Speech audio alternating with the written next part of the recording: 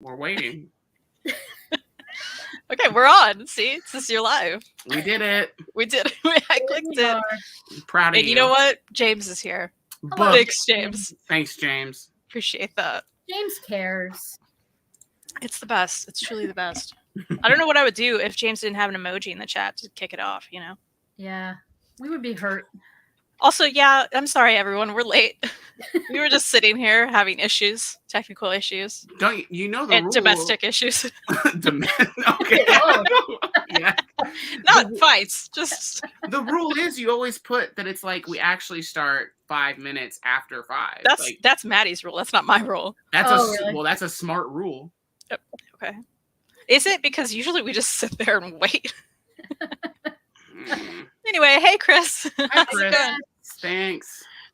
We're here to tell you all the best things we read this year, maybe some of the worst things we read this year, and various other things. Pretty books, not pretty books. I didn't put that on here, so we won't talk about that.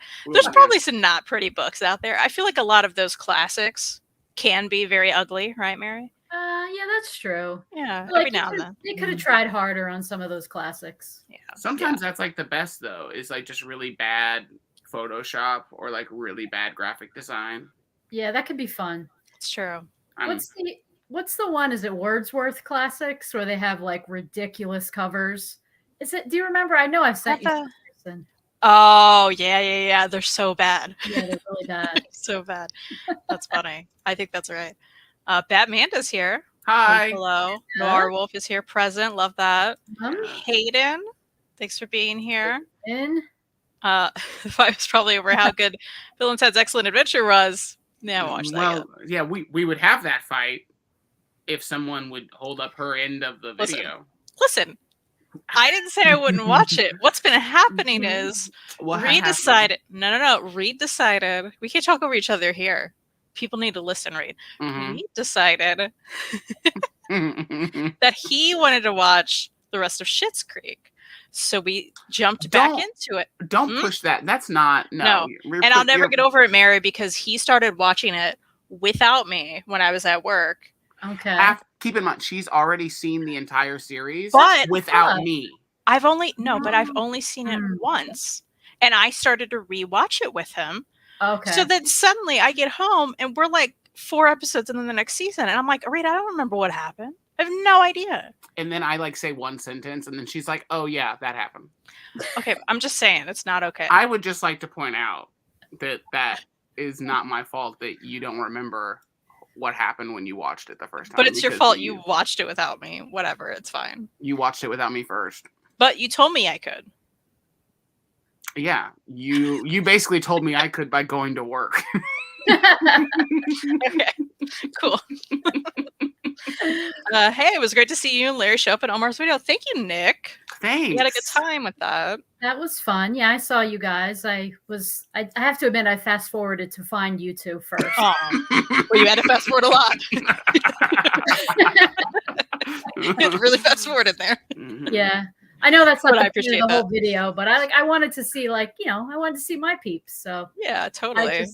I was hitting the fast forward and then I restart, That was fun though. Mary and I are longtime watchers of Wallace. So to see Wallace pop up, we were like, Wallace is here. Wallace is pretty dope. Yeah, he's cool. Although this isn't the time or place for that. I'll leave it alone. I had some questions about Wallace's channel. Oh, I had some questions about his shelf behind him. Oh, his broken shelf. Yeah. I was like, it was like this. Like, he's really just got bad. a broken shelf behind him. Yeah, and they were like all around him. I was afraid something was gonna like topple over on him. Me too. He made it. It's good.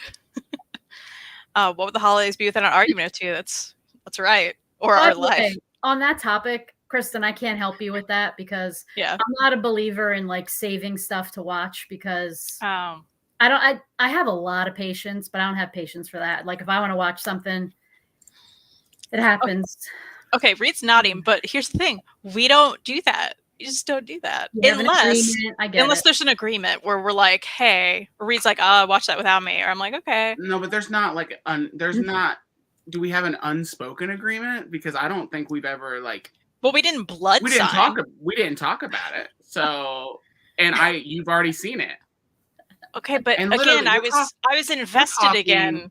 We're talking, and you skipped one of my favorite episodes ever. That was hard for me. That you have rewatched with me. It was one that both of us had already seen together, so I thought it was fine. It's fine. It's fine. We need to get over this. Point being, she has not seen Bill and Ted's Excellent Adventure or Bogus Adventure. No, we've been too busy watching Schitt's Creek again. Nor has she read anything from the me ruining her TBR. Listen, it's true, but you know why? I've read 3 books off of hers. And that shows you how easy my picks were for you. And you made mine really hard. I didn't make them really hard. You did. And now we're putting Mary in an uncomfortable spot where she just has to... For once, I'm like, oh, others have this, in my life. Mary signed up for this. She's like, I love this. I'm here for it. You coming in, this was what's going to happen. It's what always happens. Well, Hayden's not taking sides. It just means that after you finish, you'll need to restart it together again. You know what? I think it's a good idea. Maybe we do that. Maybe. We also didn't restart. We didn't rewatch it. We started in season 4. We jumped in. Okay. So, again, see, Mary's just finding more reasons to side with me. Yeah. Okay. It's a tough one. Here's the thing. Kristen, if you didn't watch it at all, then Reed instantly would lose on this conversation. Exactly. Yeah. Well, because it's a rewatch, I feel like there's a little clause in the contract. I get it, but wouldn't you feel weird if you started watching a show again that you've watched once and you were invested in the characters, and then you sit down to watch it with your spouse, and suddenly 4 episodes have gone by and you have no idea what's happening? Well, you're making it sound worse. I told you that I watched those episodes before we sat down. You watched them. Yeah, but before you're saying it like we sat down to start, and you're like, why are we 4 episodes farther? What's this big mystery? And it's like, and no, I told you. I said I wanted to rewatch that with you, and then you started the episodes after the ones you'd seen. That's messed up. You know what I think? You know how people always say a disagreement is never about what it's about? So we might need to dig deeper. No, this is what this is about. This is no, we're not that deep. Is it something like, fair. Reed didn't put away the laundry yesterday, and you're annoyed at him? That's always. Okay, all right. Reed didn't put away the laundry ever. Okay. Is more accurate. If you're just tuning in, this is our this is marriage therapy with Mary M. Yes, I'm unlicensed, but I'm willing to listen. So we love that. Let's get back to the chat where people make more sense than us. Taylor Talks Comics, good to see you here. Hey, I got Wallace in the video. I enjoyed your part of the video as well, Taylor. Yeah. That's awesome. We love Wallace. Thank you for getting Wallace, and thanks for your part too. That was an unexpected joy for us. We immediately, Mary and I were like, Wallace is here. That content creative video was great. What a classy idea. Absolutely. Pretty positive. Wallace live in my province. So cool. Awesome. Oh, very cool, Nick. Yeah. Stephanie here. Hi, Stephanie. There she is. Speaking of Bill and Ted, there's a new holiday special that came out. Reed, did you know? No.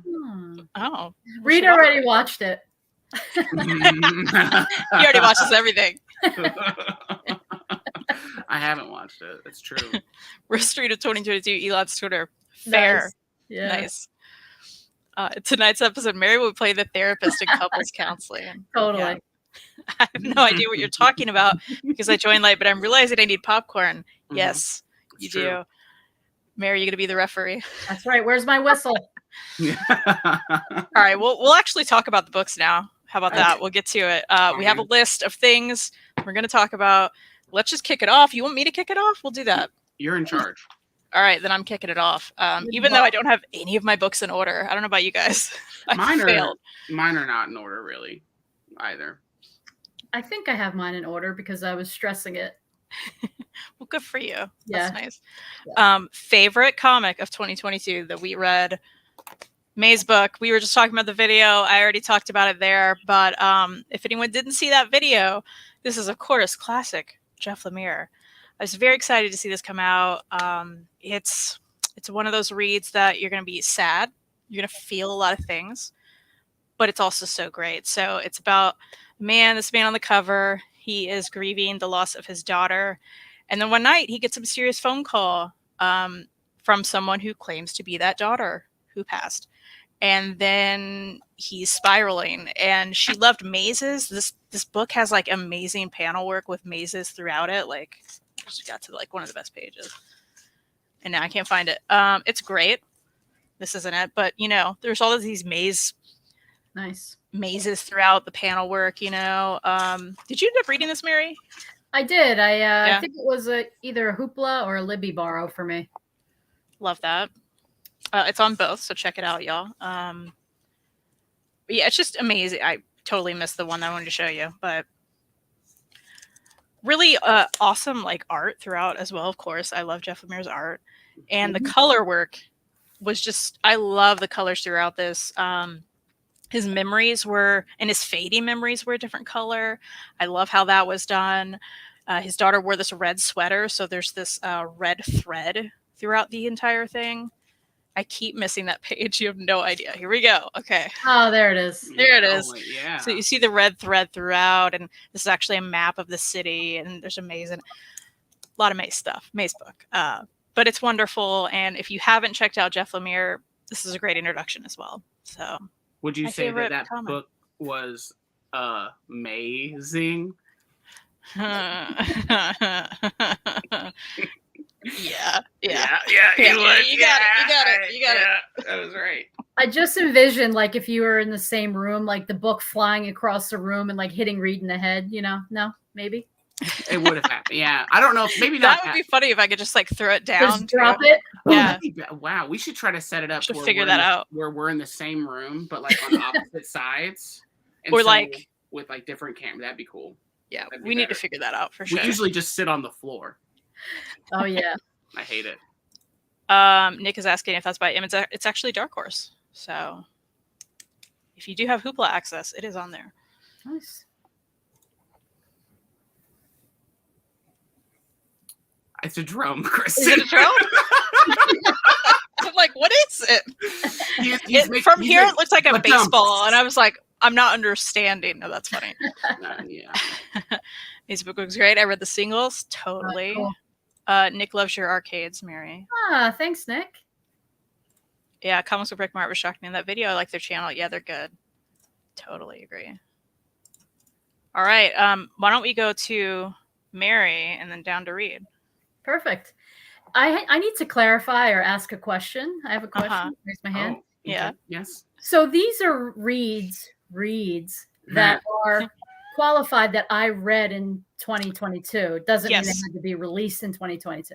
Absolutely, yes. Because I am unsure of like what's going on with what I'm about to talk about. So yep, you're good. So my favorite comic that I read is thanks to Kristen, because this was a Kristen Neck recommendation, or however Jess says that. Mm-hmm. And it was the sweetest story. I still think about it. I want to buy a hard copy of it. And it is Cody. Cody. Reed has also read and loved Cody. This book, it was just so, it's about a friendship between a little girl and a bear. And you might be saying, what? Trust me. It is the most sweet story. And I always say this about books, and it's not an easy way out of not describing what it's about, but I truly do think this is a book that you should go into a little bit blind, other than just knowing it's about true friendship and love and finding each other. It's just an adorable read. And the art is amazing.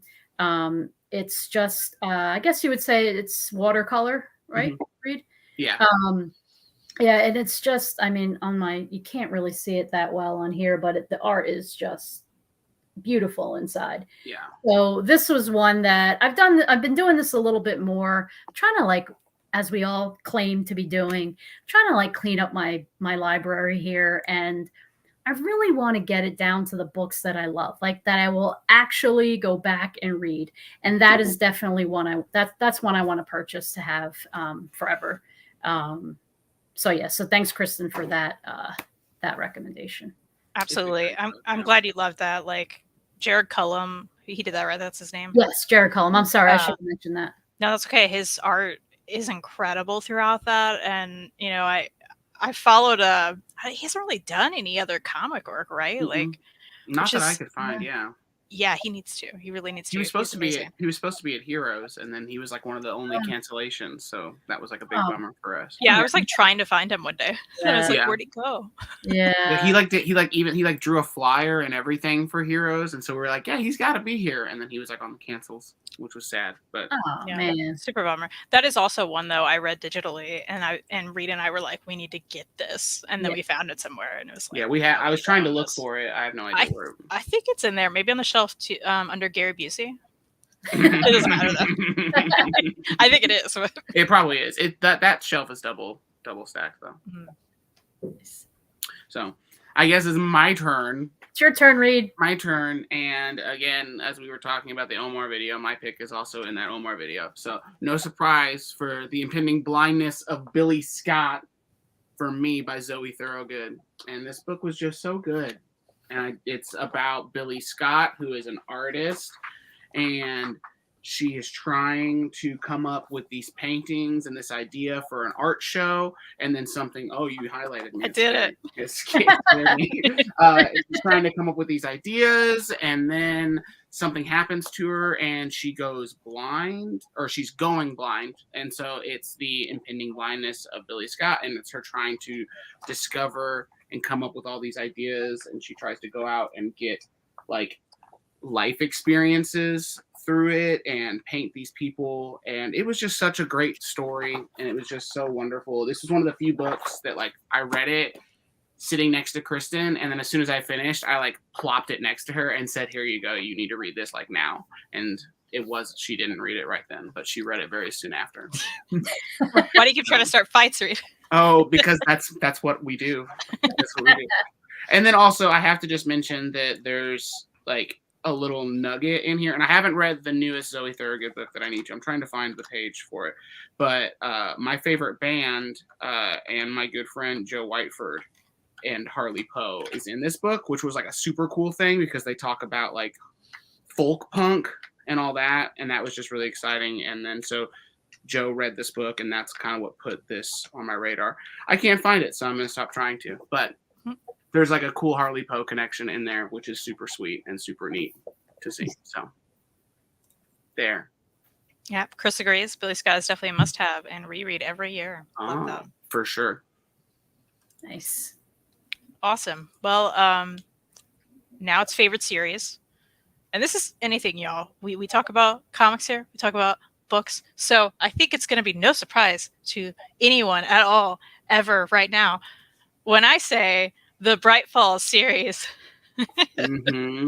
was my favorite series this year. If you want to play a drinking game at home, you can see how often Kristen brings up Astrid Parker Doesn't Fail or Delilah Green Doesn't Care.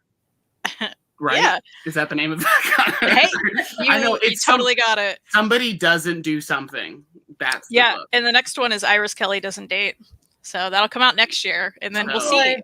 We'll see if I enjoy that one too. But yeah, the Bright Falls. It has to be. It has to be.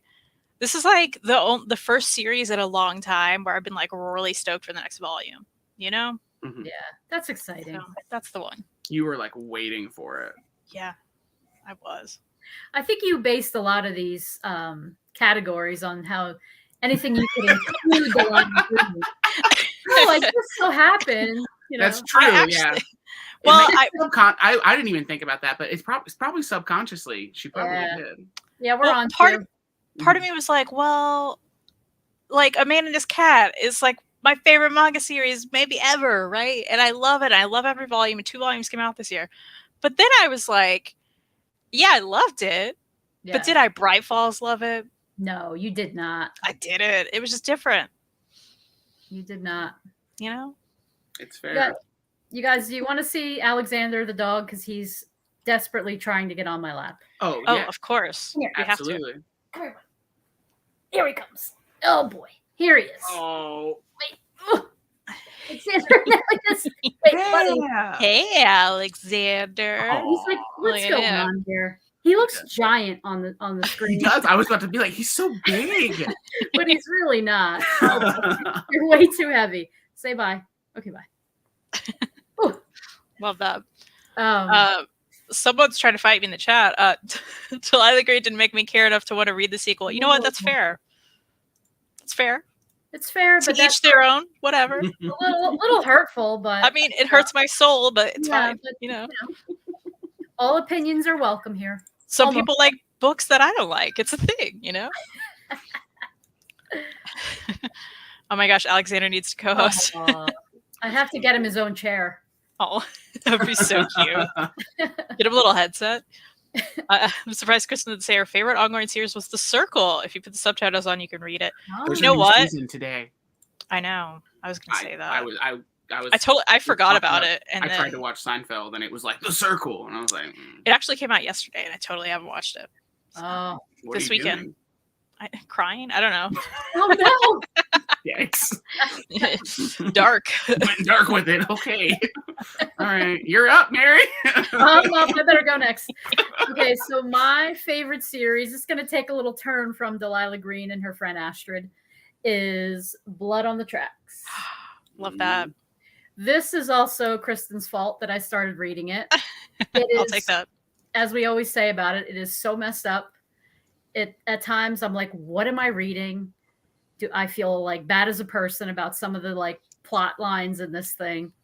But it is so interesting, like horror manga at its best. Especially the first couple of volumes. You're just like, I almost checked out because I was like so disturbed, but I'm so glad I hung in there. I've been reading these all gratefully through the library, and I think I'm up to volume 10, or I think I'm up to 10, I think. Do you remember, Kristen, if I told you? I think that sounds right. I think you had 11 on hold, maybe. Oh, yeah, I think that's right. Love that.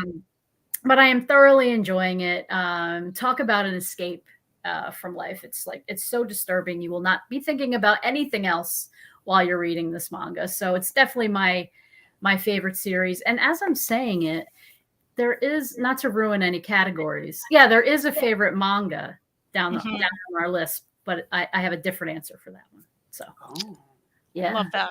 So mysterious, right? Yeah, exciting. So mysterious. Yeah, I think Stephanie's reacting to The Circle. OMG, I forgot. I'm so excited. Stephanie, I'm so excited too. We're going to have to talk about that. We'll have to have a phone call. And I have to bring up Batmanda, loving the Carl's duology by Hank Gray, some of the most unique sci-fi I've ever read. Batmanda, last year, which I believe was when the second one came out. Is that right? Is that right? The year before? Reed? Reed, do you remember? I didn't read it. But we went to the tour of the first one. Yes, that was like 3 years ago. I know, that was forever ago. Pre-COVID. Oh, wow.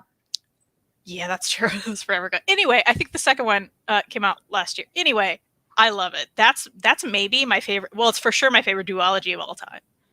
That's easy because like I can't even think of another duology I've read. But I adore those books. I love those books. I have those. Great books, choice. I think you should read those books, Mary. Yeah, you gave me one, and I bought. I thought so. Yeah, I was gonna say we had an abundance of those books. I feel really? like in our house because we went. Well, because we went to the tour. To the tour, and so each of us got a copy, and so and I'd pre-ordered one. Yeah. So then we had 3. And then yeah, I think that's right. Yeah. You can tell. Is that may be the start of our book problem? We have like 3 copies of the same books, but anyway. And then I bought a copy of the Book of the Month version for my dad for I think his birthday, which he still hasn't read. It's fine. No worries, Dad. One day. Blood on the Tracks 12 just came out this week. Yeah, I need to order it, James. Thanks for the reminder.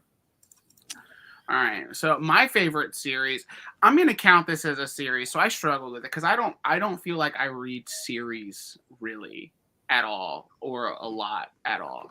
So I'm counting this as a series because it is part of one, and there a collected edition of it came out this year. But mine is Birth of the Bat. So these Bat series is by Josh Simmons, and they are bootleg-esque Batman comics, and they're so gross and horrible, and I love it so much.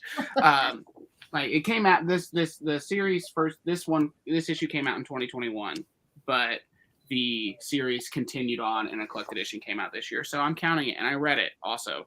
But it's so good, and just like the art is so wonderful. And this one is just by Josh Simmons, but he had like Pat Keck also did stuff. I've talked about it a few times on our channel. I'm trying to make sure that I don't show anything with wieners on it, because there's a lot of wieners in these books. So if you ever wanted like kind of like, you know, if you ever wanted like an erotic Batman comic, which you could argue also that like every I don't think Batman, that's what that is. There's okay, fine. If you wanted a Batman comic with more wiener in it, that's not Batman Damned. There it is. They didn't recall the wiener in this one, or I think an article I read called it the bat dong, and I thought it was really funny. So there's some bat dong in this one. But check it out. This is put out by Mansion Press, by the way, which is a French publisher, and they like put out all of these, and then they go out of print like crazy fast because legal. Makes sense. That's a weird turn. Well, going back to Hank Green, Amanda says, I'm so glad to hear that. I was kind of skeptical going in. No, he's Shaw Green's brother. I can't talk right now, guys. And that's probably why he got a book deal, but those books are excellent. He's also incredibly intelligent, and he's been doing Vlogbrothers on YouTube forever with John. He's crazy popular on TikTok. It's very strange. I'm not even on TikTok, but I've seen a lot of his TikToks. I was gonna say, I didn't know you were a big TikTok. I'm not. I just know he had. I listen to their podcast, and they talk about that. So I'm like, yeah, I don't know. He's great. He's great. Nice. All right, what's next? Favorite prose book? I wonder, what could this be, Reed? What could it be? I don't know. Get our drinks ready. Is it Delilah Green Doesn't Care? Okay, moving on. Mary. I've just talked it up. I've talked about it. If you don't know by now, I don't know what to tell you. It's great. I loved it. Oh, you could talk more about it. It's your thing. Did we ruin it for you? It's just gonna it's gonna make the list a lot like quicker. It's not. If there's because I feel like it's gonna be on at least like 3 or 4 more categories. No, I don't mention it again. Oh. Spoiler. Wow. I thought I knew my wife. I'll talk about it again. So Delilah Green Doesn't Care. It is a romance book. I've mentioned it before, but I never thought that was a genre I would get into. But I tried it, and this particular book, I loved it so much. I kept going on about it. Mary read it. Mary, I think you had a great way to put it. It's like cozy, it makes you feel nice. It is about friendship, maybe more than anything, about family, about found family. It has a lot of layers that were unexpected for what you assume is a surface level genre. Right. So, I don't know. It blew me away. I loved it. And I read it twice this year. I've never done that. I read it early in the year, and then I reread it before the second one came out. Yeah. And I loved it. So I think everybody should read it. Who is interested? Because if you're not, then don't read it. It's fine. It's fine. Okay. Hey, fine, we won't, but I already did. Fine. Hey, but I love that Batman is a Vlogbrothers fan. Oh, nice. 7 Husbands of Evelyn Hugo. I still need to read it, James. Next year. Next year I'll do it. I know, Mary, you want me to too. Audiobook. Yeah, okay. Got it. I have it on hold. I'm just on a list. Yeah. All right. My favorite prose book is The Music Shop by Rachel Joyce. This book, I think you both would enjoy it. This guy in England, he owns a little record shop. It's in like this quaint little area, but a lot of the businesses around him are starting to shut down. So it's this whole thing, what's going to happen with the shop? But there's so much talk about music within it, about vinyl specifically.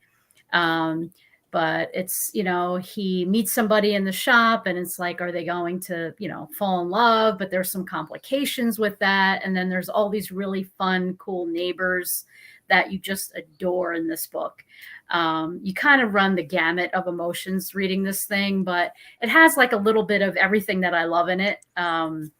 From the great character building to all the music chatter and the vinyl talk and the small town. I highly recommend. I highly recommend this book. And this is one I kind of read. I read it and I also listened to the audiobook, but kind of like back and forth as I do. So if people are more prone to audiobooks, and just so you know, it was really good. It was like done very well. So that's what I got. Awesome. What's that author's name again? Rachel Joyce. I'm writing it down. Good, because with this wonderful pen. Oh, who gave you that? Mary. Oh. Well, yeah, right. Yeah, thanks for writing that down, Kristen, because I'm interested in that.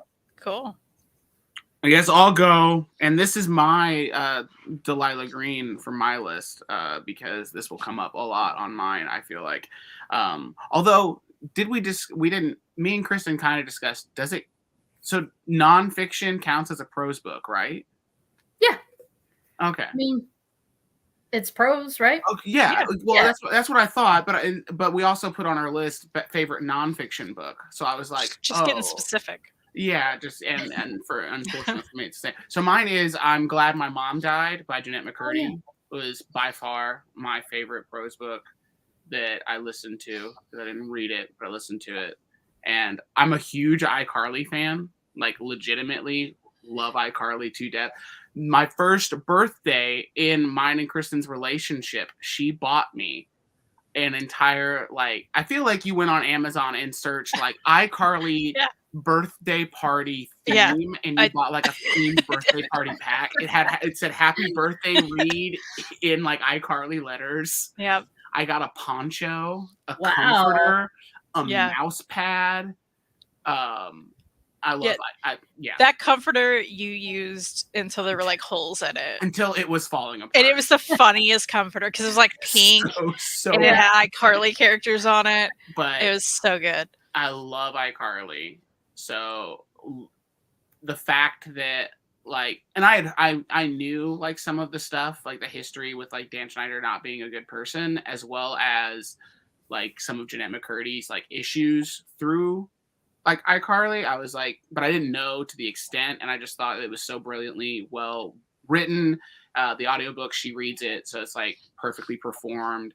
And like I remember hearing it was like a one-woman show that she did that was just called that, and then that's what started it.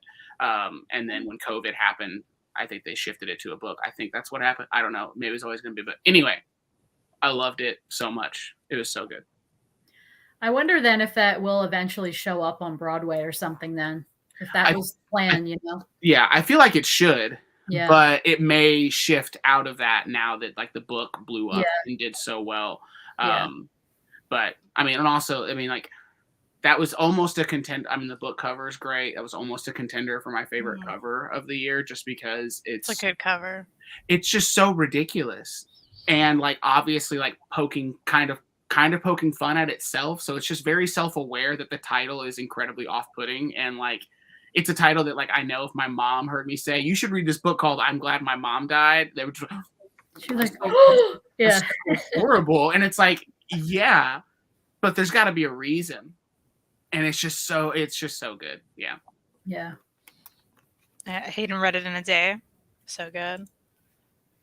Chris says, I think I heard her in an interview that she wants to do a show with it. Nice. That'd be great. That'd be good and tough. Yeah. I think. Well, and also iCarly was a good show. And it's great that like I liked that it also helped explain why like she didn't come back for the reboot, because everyone was like shitty about that. I felt like when the iCarly reboot happened, it's like, well, she's not on it. It's like, well, there's a good reason for it. But yeah, anyway, that was mine. Awesome.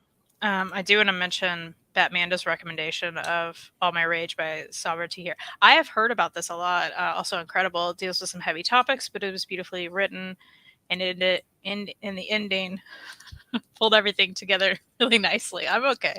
It's okay. You started to short circuit a little bit. It's all right. Yeah, I didn't know if like did the internet go out or I just pulled a Jess. That's what I did. That happens every now and then. Shots fired. Uh-oh. I'm writing that down, Batmanda, because I've been hearing about this one and I want to read it too. But our next category is best favorite nonfiction. which is funny. Reed mentioned I'm glad my mom died because that's my answer. Absolutely, hands down. I also listened to it. I never watched an episode of iCarly in my life. Reed's a little bit younger than me. I missed the train. Just a little bit. Enough for me to miss the train. Out in my age on this show? Jeez. Yeah, he's a little bit. Not tons. But look at him. He looks 12, so it's fine. He's not. Look 12? No. Yeah. He's not. Yikes. You don't look 12. And people, yeah, I think so. You only look 12 when you shave. Yeah, which I need to do. Oh, no. Mm-hmm. Mary, he shaves, and then I'm like, who's this baby in the house? Making you feel like you're robbing the cradle. Oh, no. This conversation's getting weird. Anyway, I'm glad my mom died. It was so good. And again, I think, Reed loved iCarly. But even if you didn't, or you don't know anything about Jeanette McCurdy or iCarly, you could jump into that and have a great time.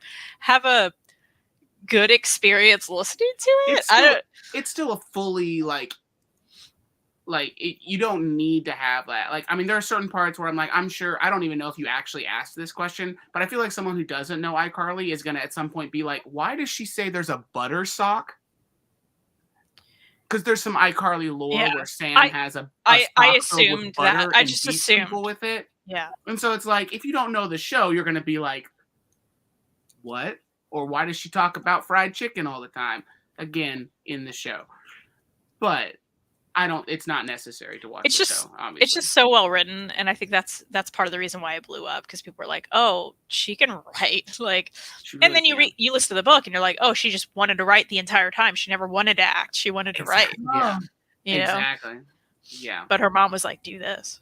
Mm-hmm. It's great. I think you would enjoy it, Mary. It's really good. Yeah, you would, when you listened to it, right? You listened to the audio. Yeah. You had told me that you thought I would enjoy it, and that was my first concern. I'm like, well, I never watched like one episode of iCarly. No. So you should. Because I want to hear those reviews. I want to hear Mary M reviews. Yeah. I want to hear that. Episode by episode, right? Please. Let's do an iCarly recap podcast. Let's do that series. Let's do that. Let's make an iCarly recap series right now. Let's do it. Between that and The Circle, I'm going to be so busy, Mm-hmm. I don't watch it, but Kristen would like me to watch it. But like, maybe you should. It's time. Hey, I'm going to watch Real Housewives with you, maybe. Right, but you're inspired by Trisha Paytas being on it. So. If that's real, yeah. So I know this is not what we're talking about, but so where exactly did you see that today? That was on Instagram? I saw it on Instagram, and everyone was like, is this real? Because here's the thing. So Trisha, I guess, put it in her story, but someone else tweeted it. Oh. Like a Real Housewives fan account, as if it were like real, And I'm like, yeah. I don't know. Funny. I don't know the Beverly Hills ladies as well as New York, but I've watched like the first maybe 3 seasons of it. I just can't see her being on it, but if she's on, we have to watch. I mean, I can't see her being on anything. So the fact that she would be on anything, I just have to see it. All right, I'm up, right? So we're on nonfiction. So for you true crime fans, and I don't know if you two read or listened to this one, but I have Unmasked. Paul Holes book that came out. It was great. It was great. And Paul Holes, I will man crush. There's not many men I will man crush on besides you, Reed. But Paul Holes, I could listen to him talk all day. He is just, and the way he says things like kitten, like he pronounces all of his T's. And it's just, if anybody else did it, I'd be like, oh, it's so annoying. But because it's Paul Holes, it's the cutest thing ever. But it was just great, like hearing more backstory on all the cases he's worked, particularly the Golden State Killer. Like just hearing more. I love to hear as many details as I can about all the cases he's worked on. And he's very honest about his life too, like things he's gone through with drinking and things like that, which I wasn't too sure about before reading this. So wait, I listened to this. I do have a copy of the book. But I wanted, because there are like sections where there are pictures, so I wanted to kind of like reference, but I did listen to the audiobook. But anyway, I would recommend any true crime fan giving this a listen or a read, because it is, I mean, he's the guy, right? He is not just the guy, he's the person. If you're interested in how cases are run and all, a little bit of the behind the scenes on his like career and stuff like that. So that was definitely my top nonfiction. That's one I didn't read that one. I know Kristen did, because Kristen was talking to me about it. But yeah, I don't know why I didn't. I'm really bad with Libby and just like staying on it using Libby. With audiobooks. I need to get into that. Yeah, and that's one I do think you should listen to versus reading if you have that option. So. Yeah, it's great. Yeah, he does a great job. Well, my pick, no surprise, glad my mom died. Also, so this knew it. That's mine. Nice. Well, the good news is James watched iCarly, so I knew it. I had a feeling, James. He said I knew it. I felt a kinship. I love that. All right, favorite publisher. You know what? I kind of struggled with this one, in particular this year. But I went back to the good old standard of First Second. I still read several First Second books, all from the library. Don't own one of them, but they're all lovely reads. Great, children's books to teen books, all wonderful. I think it's got to be First Second again. For sure. Nice. But I will say I like what I like about First Second, because that was almost my pick, but it's not my pick. Ooh. But what I like about First Second is that I feel like in the past couple of years, they've branched out from being just like random nonfiction comic stuff. Because I feel like it was basically like all Box Brown's books and then like 3 others, or just like kind of, they've branched out to where they've become a little bit more accessible, I feel like, just for like anybody to pick up and really enjoy their books, which I think is really cool. So I've enjoyed watching that with First Second. Nice. So I struggled a little bit with this one because I'm not as good at like paying attention to publishers the way you two do. But I did my little homework, and I realized I just went through my Goodreads, and I was like, all right, let's dive in and see, of the books I've read, like I would think the publisher that I went to the most would be the one I have to pick. And oddly, or maybe not so oddly, I realized that I listened to 11 audiobooks of these self-published Leanne Dobbs, these cozy mysteries. Uh-huh. It's the Lexi Baker series. This one's Never Say Pie. But like, for me to listen to 11 of her audiobooks this year, I have to pick her as my favorite publisher. She's self-published, which I think is awesome. And her cozy mysteries are like a warm freaking hug.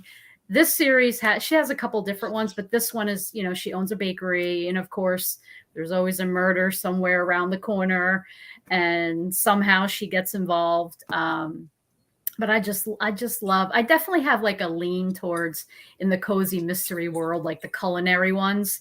I don't know. I just love hearing about like people cooking and baking, and it's not like I'm some incredible cook or baker. But like, I don't know. It just makes me feel it's like another layer of warmth within all of these cozies. So definitely it would be Leanne Dobbs. That's an awesome pick. I need to start listening to those. I think I would like those too.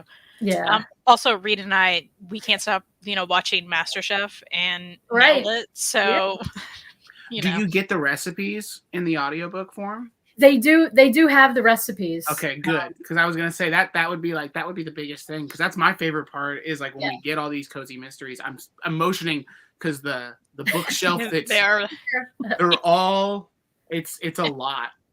There's a lot of them, but I'm always like, I get excited when we find one, and then I look and on the back it's like recipes included. I'm like, boom. It's great. It seals the deal. It makes it like, well, it's extra worth it now. Exactly. Although I believe you have a lot of cat cozy mysteries. It's true. We do have some. Those like we have some. Yeah, we have mostly. We're all laughing. But the ones that catch me, there's there's way more puns with the baking and the cooking. Oh yeah. Because you can only use claws so many times or perfect as a pun right in these cat ones for so much. But baking or cooking, the world is your oyster. Right. And there you go. See? Exact. Right. Yeah. See? There you go. So oyster death. Oh, that's not a one. That's not a good one. It just sounds like some bad. That sounds like a bad seafood death metal band. Yeah. Yeah, sick. That's your favorite. Well, I guess my favorite publisher is Silver Sprocket. Oh. Because I think that Silver Sprocket just puts out just the best, like, it gives the best, I'm trying to think of the right, they have like the best, I don't know. Kristen, what am I thinking? I feel like every time they put out a book, I'm like, oh, this is Reed's book. Reed would love this. Yeah, that's it. That is it. And I feel like the way they run their publishing company, like, I've never heard a cartoonist say anything bad about working with Silver Sprocket. And especially like in today's world, I feel like that's all you hear a lot about publishers not treating cartoonists correctly or like paying them on time and doing these things. Avi, who runs Silver Sprocket, is like at all of the conventions running it. He's like hands-on doing all of it, which I think is super cool. And he was super nice to me. I've emailed him before. They've never put out any of my books or anything like that, but they've always been super nice and responsive and have feedback. If they like are willing to give it, they have feedback. They're able to tell you these things. Plus they just put out really great books. And they're different. Nothing on there, I feel like, is the same, other than you could say it looks like independent comics. But that would be the only thing I would say. But I really love everything Silver Sprocket ends up putting out. Plus, they're on Hoopla now, which is great. Oh. And I do agree. Like, I read 2 amazing Silver Sprocket books this year. That Full Moon Feeling, I loved that one. That's on Hoopla. You can check that out. I loved it. Actually, there's 3.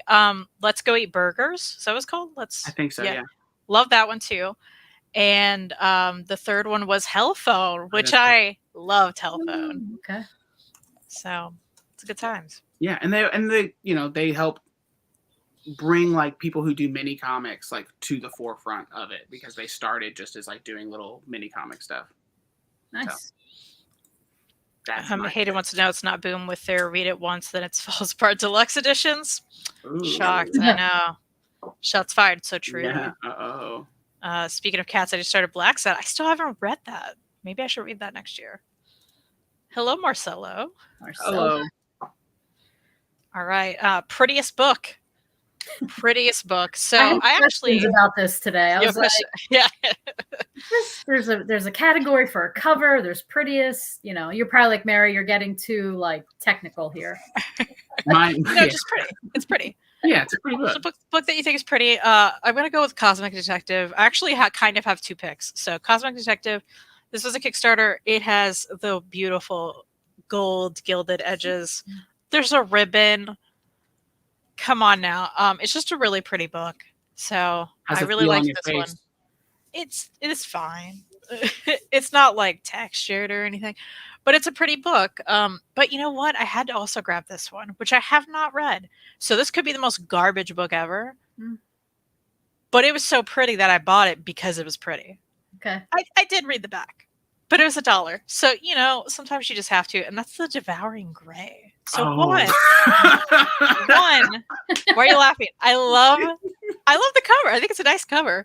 Why? What do you mean why? It's just, I don't know. I like it. Okay. You're allowed to like it. Am I? Okay, anyway. And then it has these pretty pink edges. Like, just give me some color edges. That's all I need. Got you. It was the pink, I think. It's the pink. I know. Why are you so mean to me, Reed? Elle Woods over here. Yeah, Reed, you flat out you just laughed. Wow. I just didn't expect that.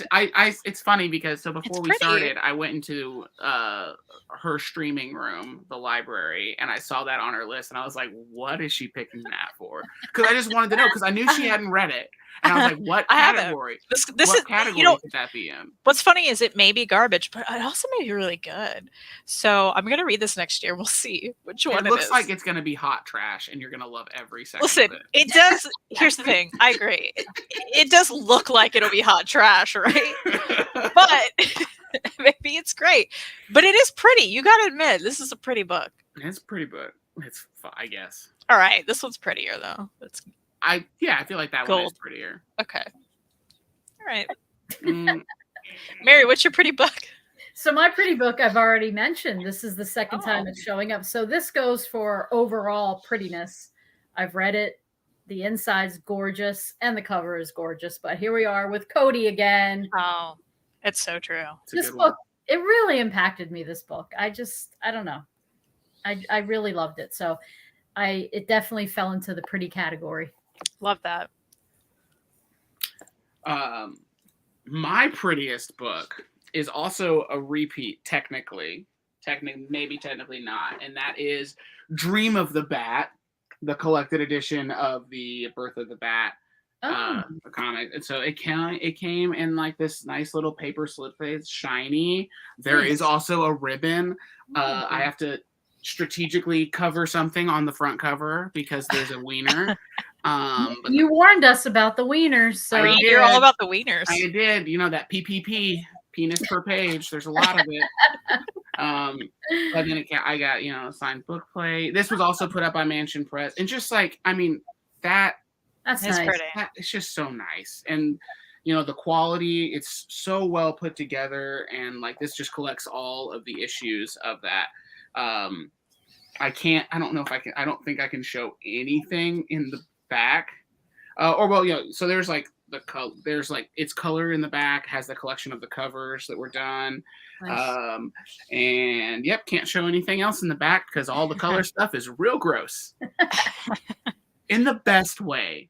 The best way gross. But this is, and it's so like the actual heart is like it's foily. Love that. It's foily and it's embossed or debossed. Nice. It passes the what I like to call the Smash Mouth test. That Chris, where you do it. You never know if you don't go. It has. We do that more than you understand. It's sad how much we do that. But if it's got the texture to it. So it's great, and it's so that's my pick. Nice. Can we go back? Can we talk about book plates and how we feel about book plates that arrive just loose? And I get the reason why.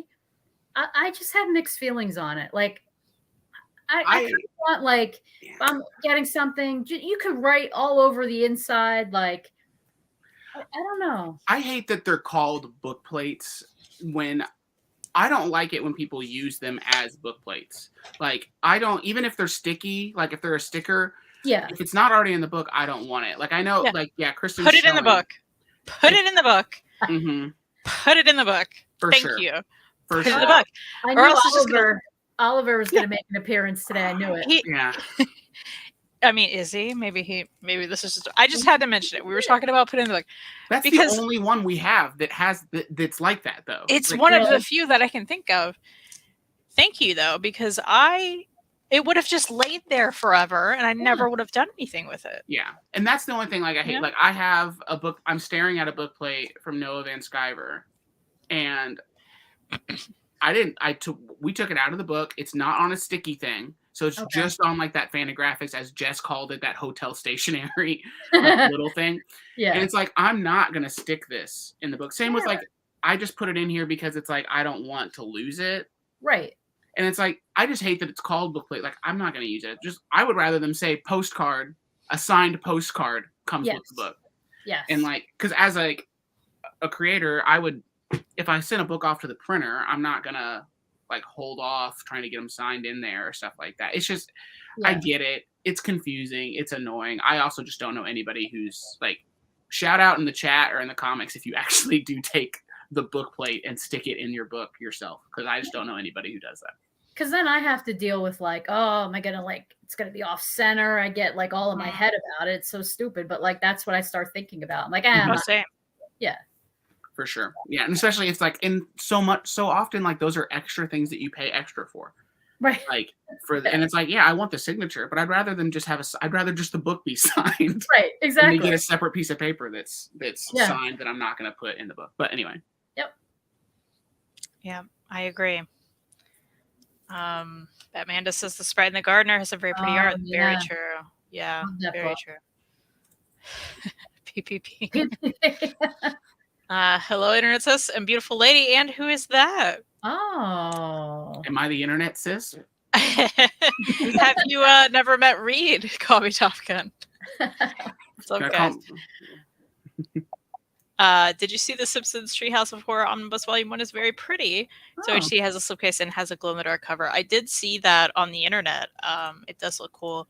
I don't know that I've ever seen an episode of The Simpsons fully, really. See, yeah, that's true. Yeah, you haven't. Maybe? I don't know. I feel like my brain got smart, but my head got dumb. And then Call Me Top Gun, finishing still it going. out. It's still going. Let's keep it going. Love that. So someone else I want the whole chat flooded with just Smash Mouth lyrics. Well, we're two favorite manga.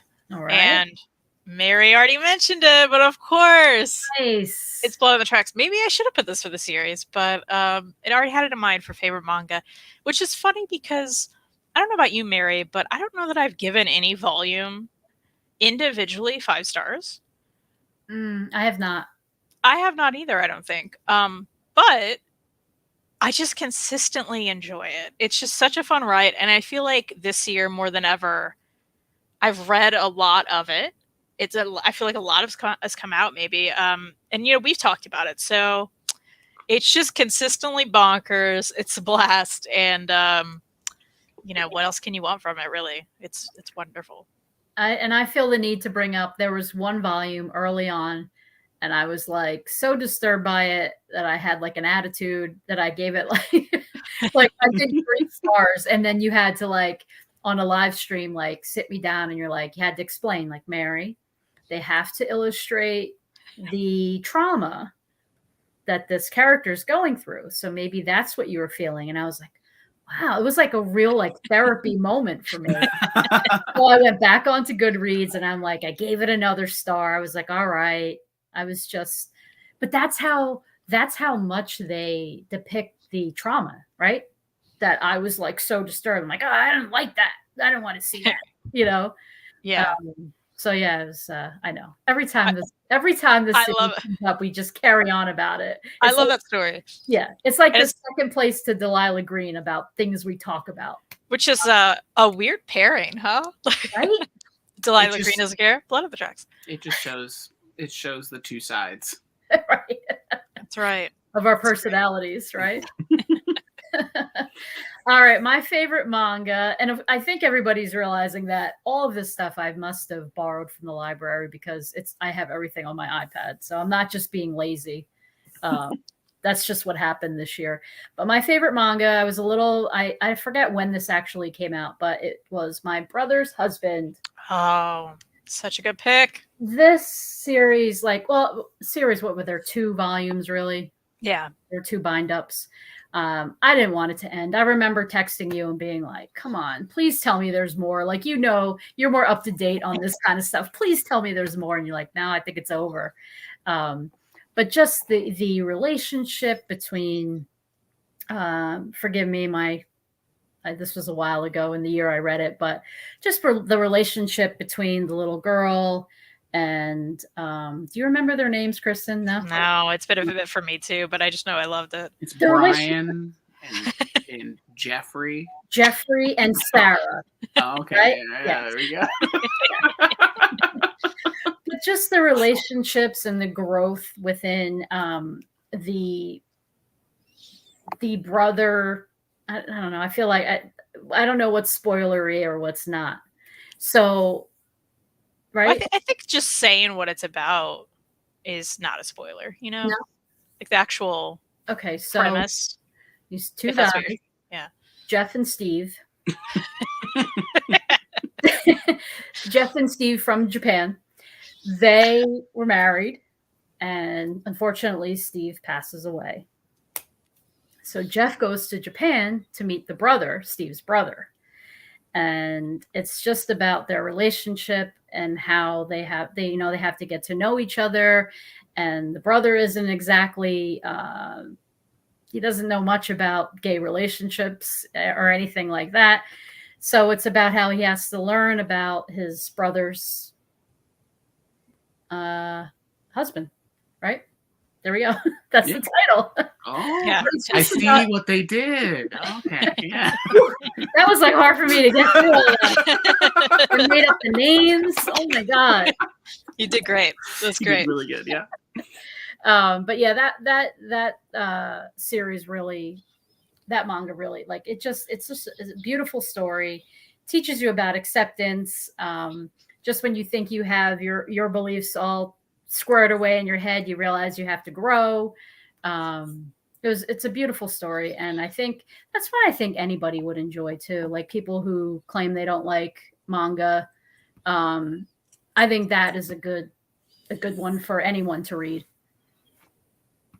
I think you're right. I agree. Sure. You know. Well, I think I only read one manga this year, so I have one favorite. And that is 20th Century Boys. Oh. By Naoki Urasawa. And yeah, I have not finished it because I'm bad at reading and finishing. I think I'm like halfway through volume 3 of the Chunkies. Yep. But I am greatly enjoying it. And it's a book that like it took me too long to start reading because 1, I love Urasawa. 2, it's literally got just like so much tie-in to like there's a cult.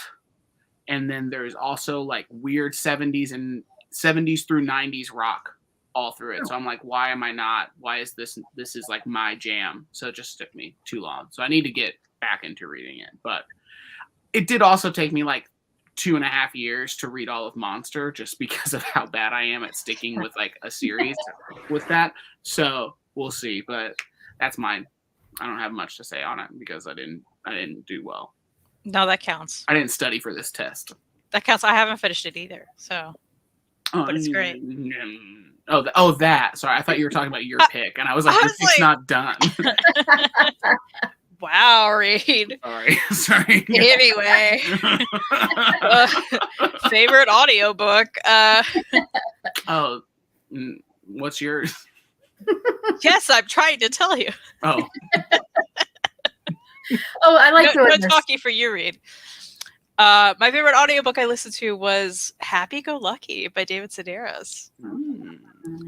Specifically, surprised. Well, I thought about saying I'm glad my mom died again, but then I was like, well, we can't just keep, that probably was that was certainly my favorite book that we listened to or that I listened to on audio. But the actual audiobook production itself, David Sedaris is always so good at that. Yeah. He weaves in the live performances with the music in the middle of the chapters, and it was just pure quirkiness and loveliness. And I think that was for our HeroesCon trip, right? We listened to that on the way there. On the way home. We're on the way home. And it was so fun to do. So yeah, I really enjoyed that one. Let me ask. I have a question. So you're like, a little road trip and you're listening to your audiobook together. See, I've never done that with Kim, like listen to an audiobook, because I feel like if she would start talking, I'd get mad and I have to pause it. So do you just like drive and you're just both quiet and you're both listening, or is it depend on what you're listening to? Yeah, I mean, we did a lot of like pausing for this one, just if we had to stop anywhere or anything. But I think we listened to a lot of it straight through, right? We pretty well did. Well, and it was only like a 6 hour. It's like a 6 to 7 hour audiobook, and the drive was about 8.5 hours. So, because it timed out, we literally like finished it as we were pulling onto our street. Nice. Like I remember that because you were like, "We're gonna drive slow." so that we don't have to try to figure out how I'm going to listen to this last half of it because it was long because I was through my account. But yeah, we do. There are times where it's like we have to like show I don't talk a lot in the car, and Kristen gets mad at me about it. So it works out perfect when we listen to an audiobook. And that's kind of the way we do it. It's like, we're going to listen to an audiobook. That's just the rule. We're not going to talk unless if we have something, then it's like, we have to talk about it. Right. Whereas like, if we're going to talk, we'll put music on. Although we haven't listened to many audiobooks together in the car. That is like the only one. That was the one we certainly completed. And the reason we don't do it is because different accounts on the phone. So it's like, how are you going to finish this if we don't finish it? So that's why Happy Go Lucky just ended up being perfect. Yeah. For that. Nice. All right. I was just curious. So if you ever just don't want to talk to anybody in the car, to your spouse or anybody, you can just put an audiobook on, and then that's the rule. Just don't talk. I don't know. Barry's like, it's not gonna happen. It's not gonna happen. She's gonna hear me and come barreling in here, but like she just she can't not talk. So I can be a very quiet person. She can't help it. She can't help herself. So I knew that going into things. So it works out. All right, my favorite. Where are we? Oh, audiobook. Yeah. So I have another one from Rachel Joyce. This one is The Unlikely Pilgrimage of Harold Fry. So this story is about this guy in, I forget where in England, but he gets a letter in the mail, and it's from one of his old coworkers who is unfortunately very sick. And she's just writing to him. There was a time in their lives when they were very close. And she writes to him to basically tell him she's very sick and she's, she doesn't have much longer to go, basically. So he thinks about how he would write her back. And then he decides that's not enough. So he ends up walking to go and see her. But it's not down the street. It's this huge pilgrimage, as is in the title.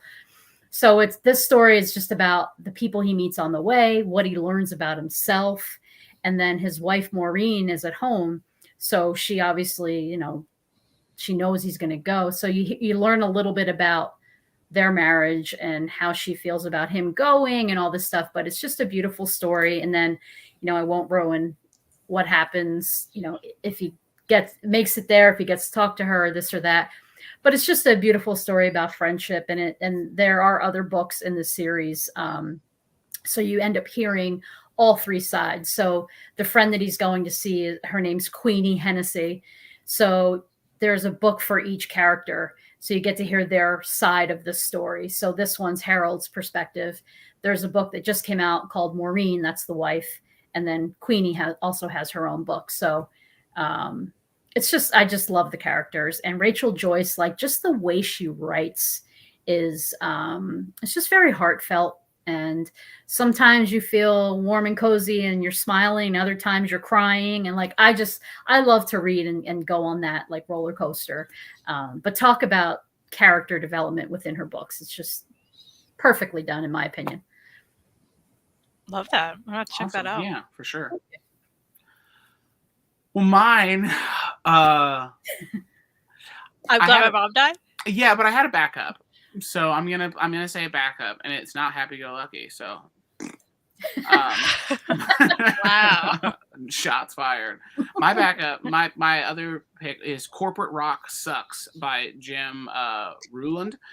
I think that's how you pronounce his last name. I don't know. There's the complete story of SST Records, which is the record label that was founded by Greg Ginn, who was the founding member of Black Flag, and then they put out all of Black Flag's records. They basically laid the groundwork for all DIY and hardcore punk of releasing records.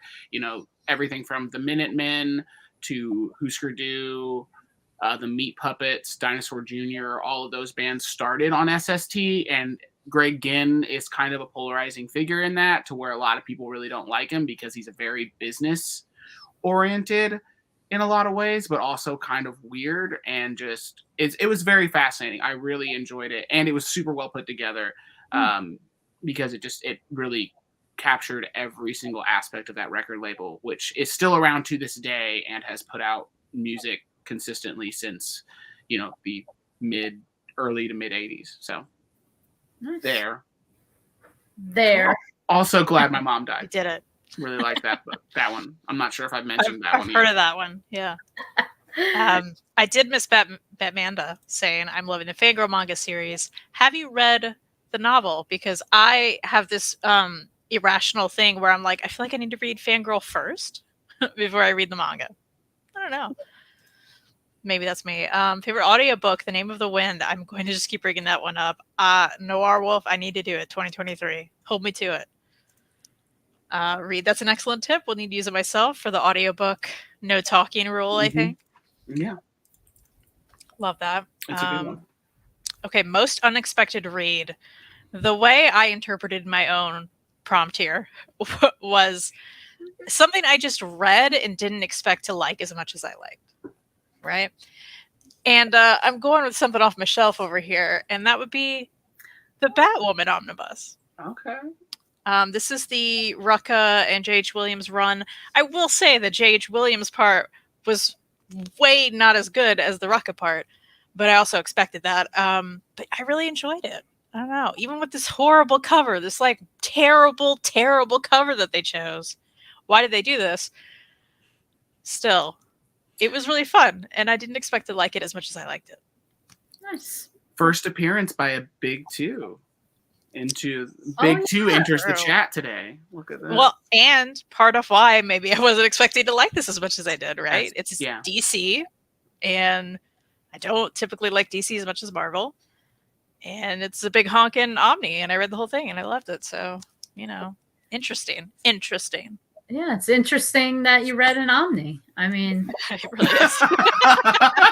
You got me, because it's true. I mean, I have nerve saying that because, I have, they're all over there. Have I read them? No. Have any of us really? It's hard.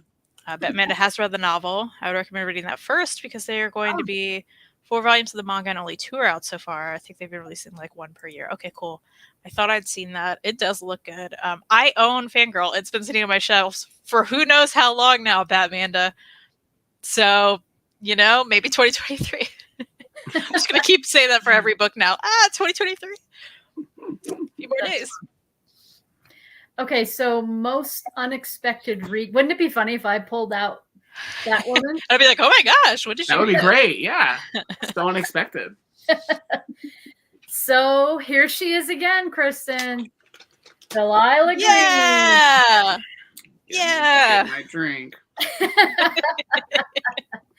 So definitely, and the reason why it was unexpected, I took this as like you said, like one that I didn't think that I would be into based on my own stupid thoughts in my head. Like, oh, I don't read romance, but I was so wrong. And I know we've talked about this book a million times, but, I can't not address how it's not, yes, romance is a part of it, but it's truly about the friendships within the book. I mean, and I love the humor too. Oh, yeah. So much of the friendship parts that I really enjoyed were like, you could picture yourself, like you having those like same moments with your friends, like picking on each other about a girl or a guy, or like, teasing each other about a crush or whatever the case. And it was just done so perfectly. Like nothing was over the top, I feel. And maybe that's just a notion I had in my head that would occur in romances. Like I thought it would just be like, oh, blah, blah, blah, love, naughty time. I mean, those are components, but like, it's not, there's balance. Let's just put it that way, right? Like there's a good balance with these characters. So I definitely didn't expect to like it as much as I did.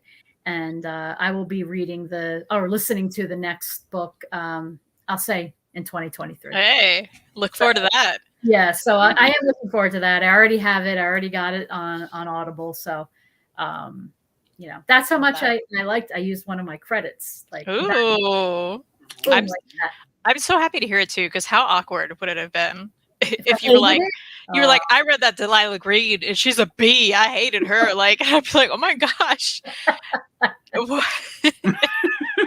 But there have been things that we haven't agreed on, and I'm not we've survived. Yeah, we've survived.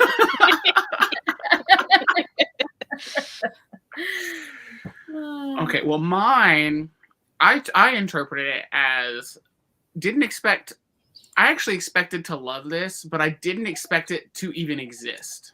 Oh.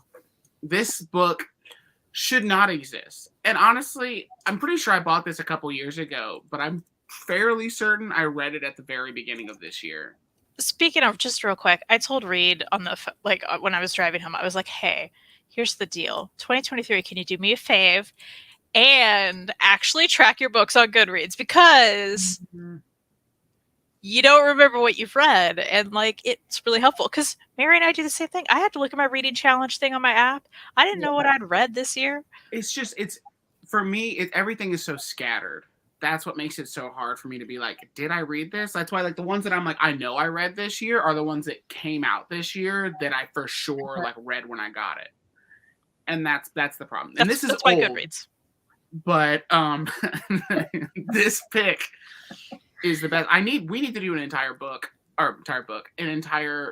video purely on this book, because why does it exist? And that is Sir Charles Barkley and the Referee Murders. Because that's amazing. Why does this exist? I don't know. Why is it? Is it a graphic novel? Yes. Oh no. Because Sir Charles Barkley needs to solve the reason why all these referees are getting murdered. And but you got to share the best part of the corner, right? Okay, yeah. So here's the thing.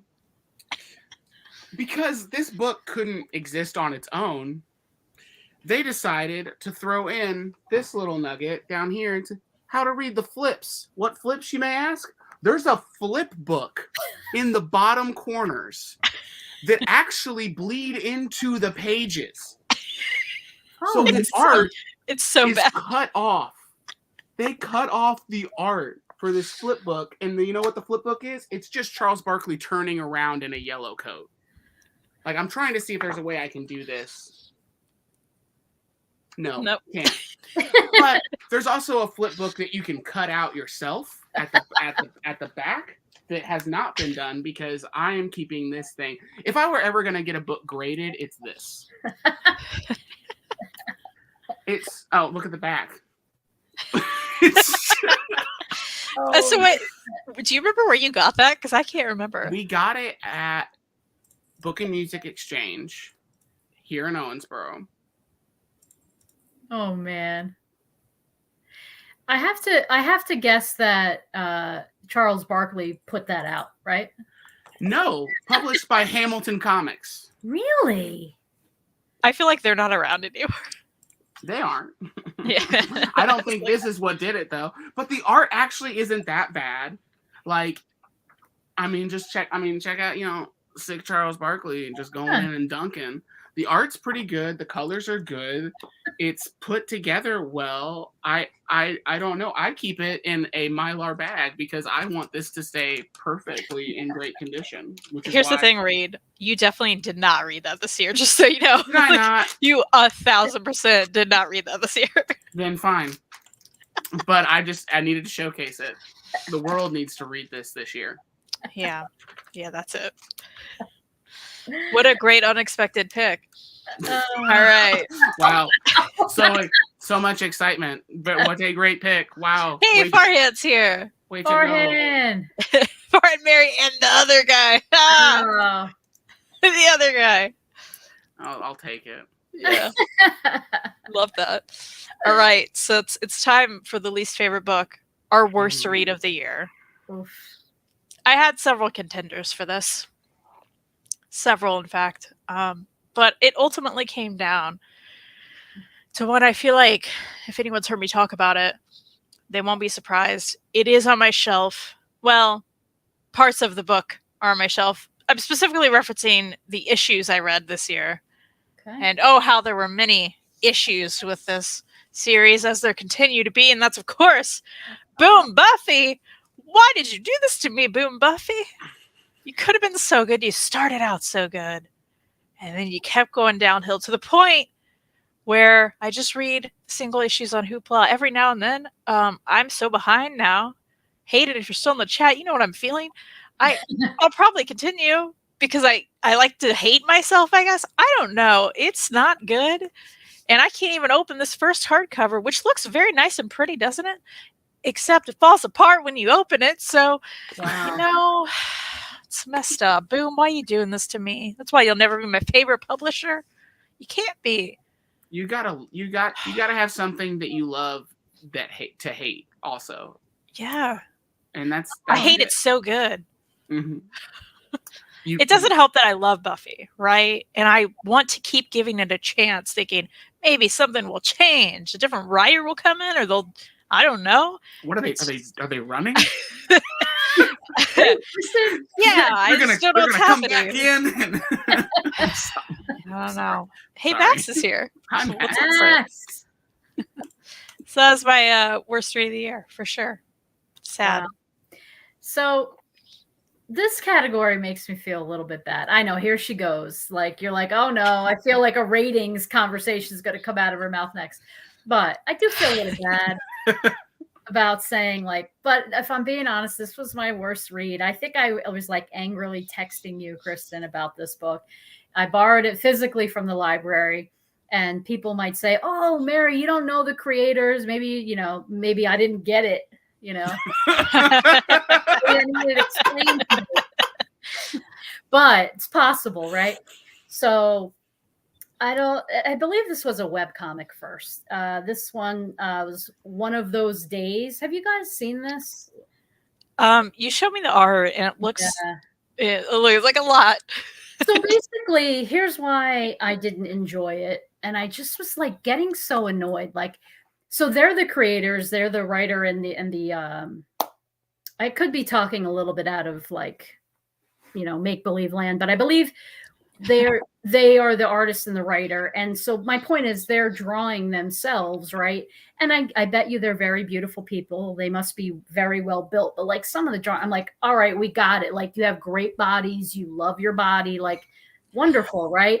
But it was like, it was done in such a way that was like bugging me. Like if it adds to something, like if it adds to the comic strip or whatever the hell that was, great. Because each page was like its own strip, but I just felt like there were such like stereotypes, and maybe I'm like the one that's like, off balance here, because maybe that's their life. Maybe that's it's a depiction of their life, and they're showing how they live, and maybe those are their roles in their relationship. But it just annoyed the hell out of me. I'm like, I was so glad that I borrowed it from the library, and I don't like.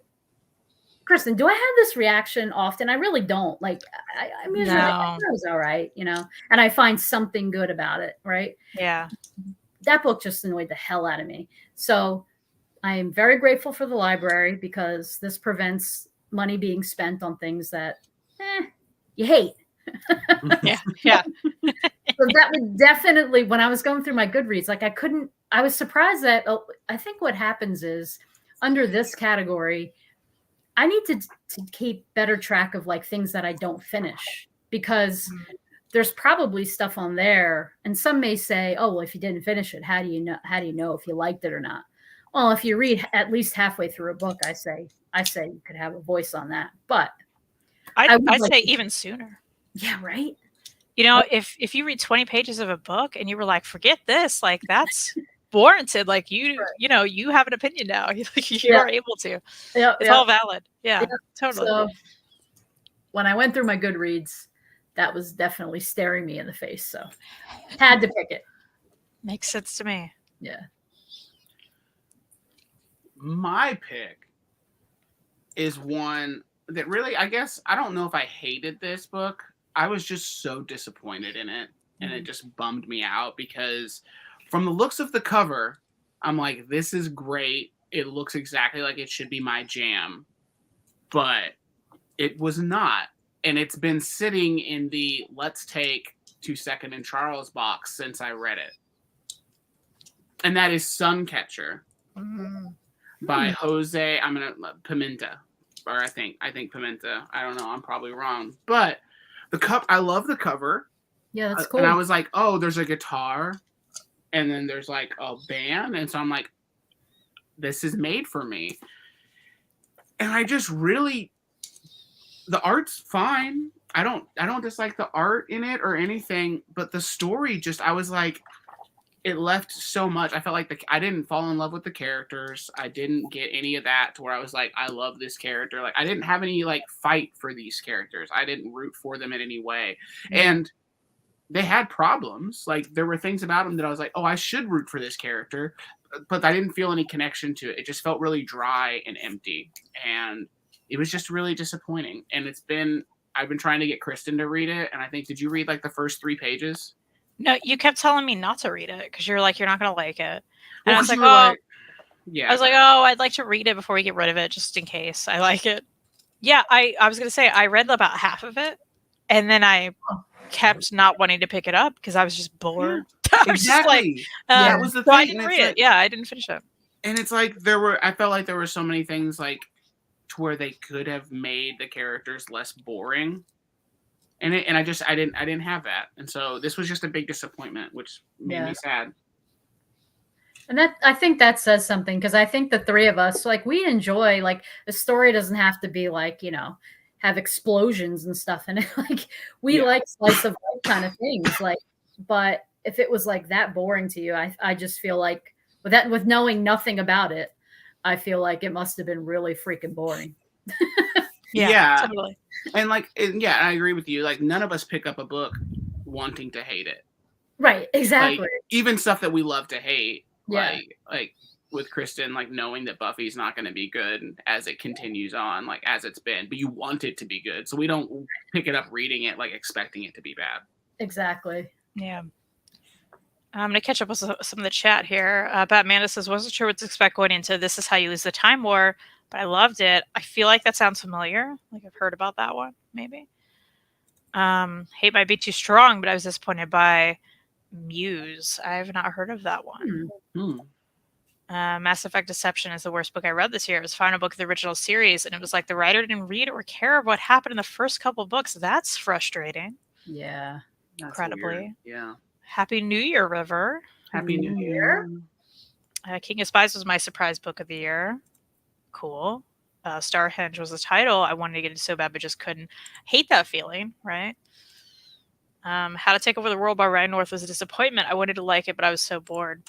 That's too bad. I've liked some Ryan North writing before. He wrote some Adventure Time, I believe, and some Squirrel Girl that I enjoyed. He wrote like most of Squirrel Girl, I think. Yeah. Like most of that whole Erica Henderson run. Which I enjoyed, yeah. Bummer. Sad. Well, back to not bummers. New favorite author this year. Is anyone surprised when I say it's Ashley Herring Blake? Is anyone? Of course, she wrote Delilah Green Doesn't Care and Astrid Parker Doesn't Fail. I intend, it's one of my goals, to read one. You mentioned her so many times you ran out of I muted him. Don't worry about it. I muted him. Wow. I got the power. So I'm going to read all of her backlog next year. It's happening. Reading all of it. I'm excited. He's still doing it. I'm not gonna... Oh, there he goes. There he goes. I'll let you. There you go. Oh, am I back? Yeah. I was legitimately going to yell as loud as I could to see if I could come in on your mic. Yeah. Oh, all right. Where am I? Oh, favorite author of the year. Here we go. I feel like I'm just repeating myself, but it is Rachel Joyce. I already said why. She just is fantastic. And I think I just stumbled upon, not as if I'm not claiming I like discovered her. Like, I think that music, that music book, I think that was even a book of the month choice for us. Oh, okay. Shop. I think it was. I think so. Yeah. Yeah.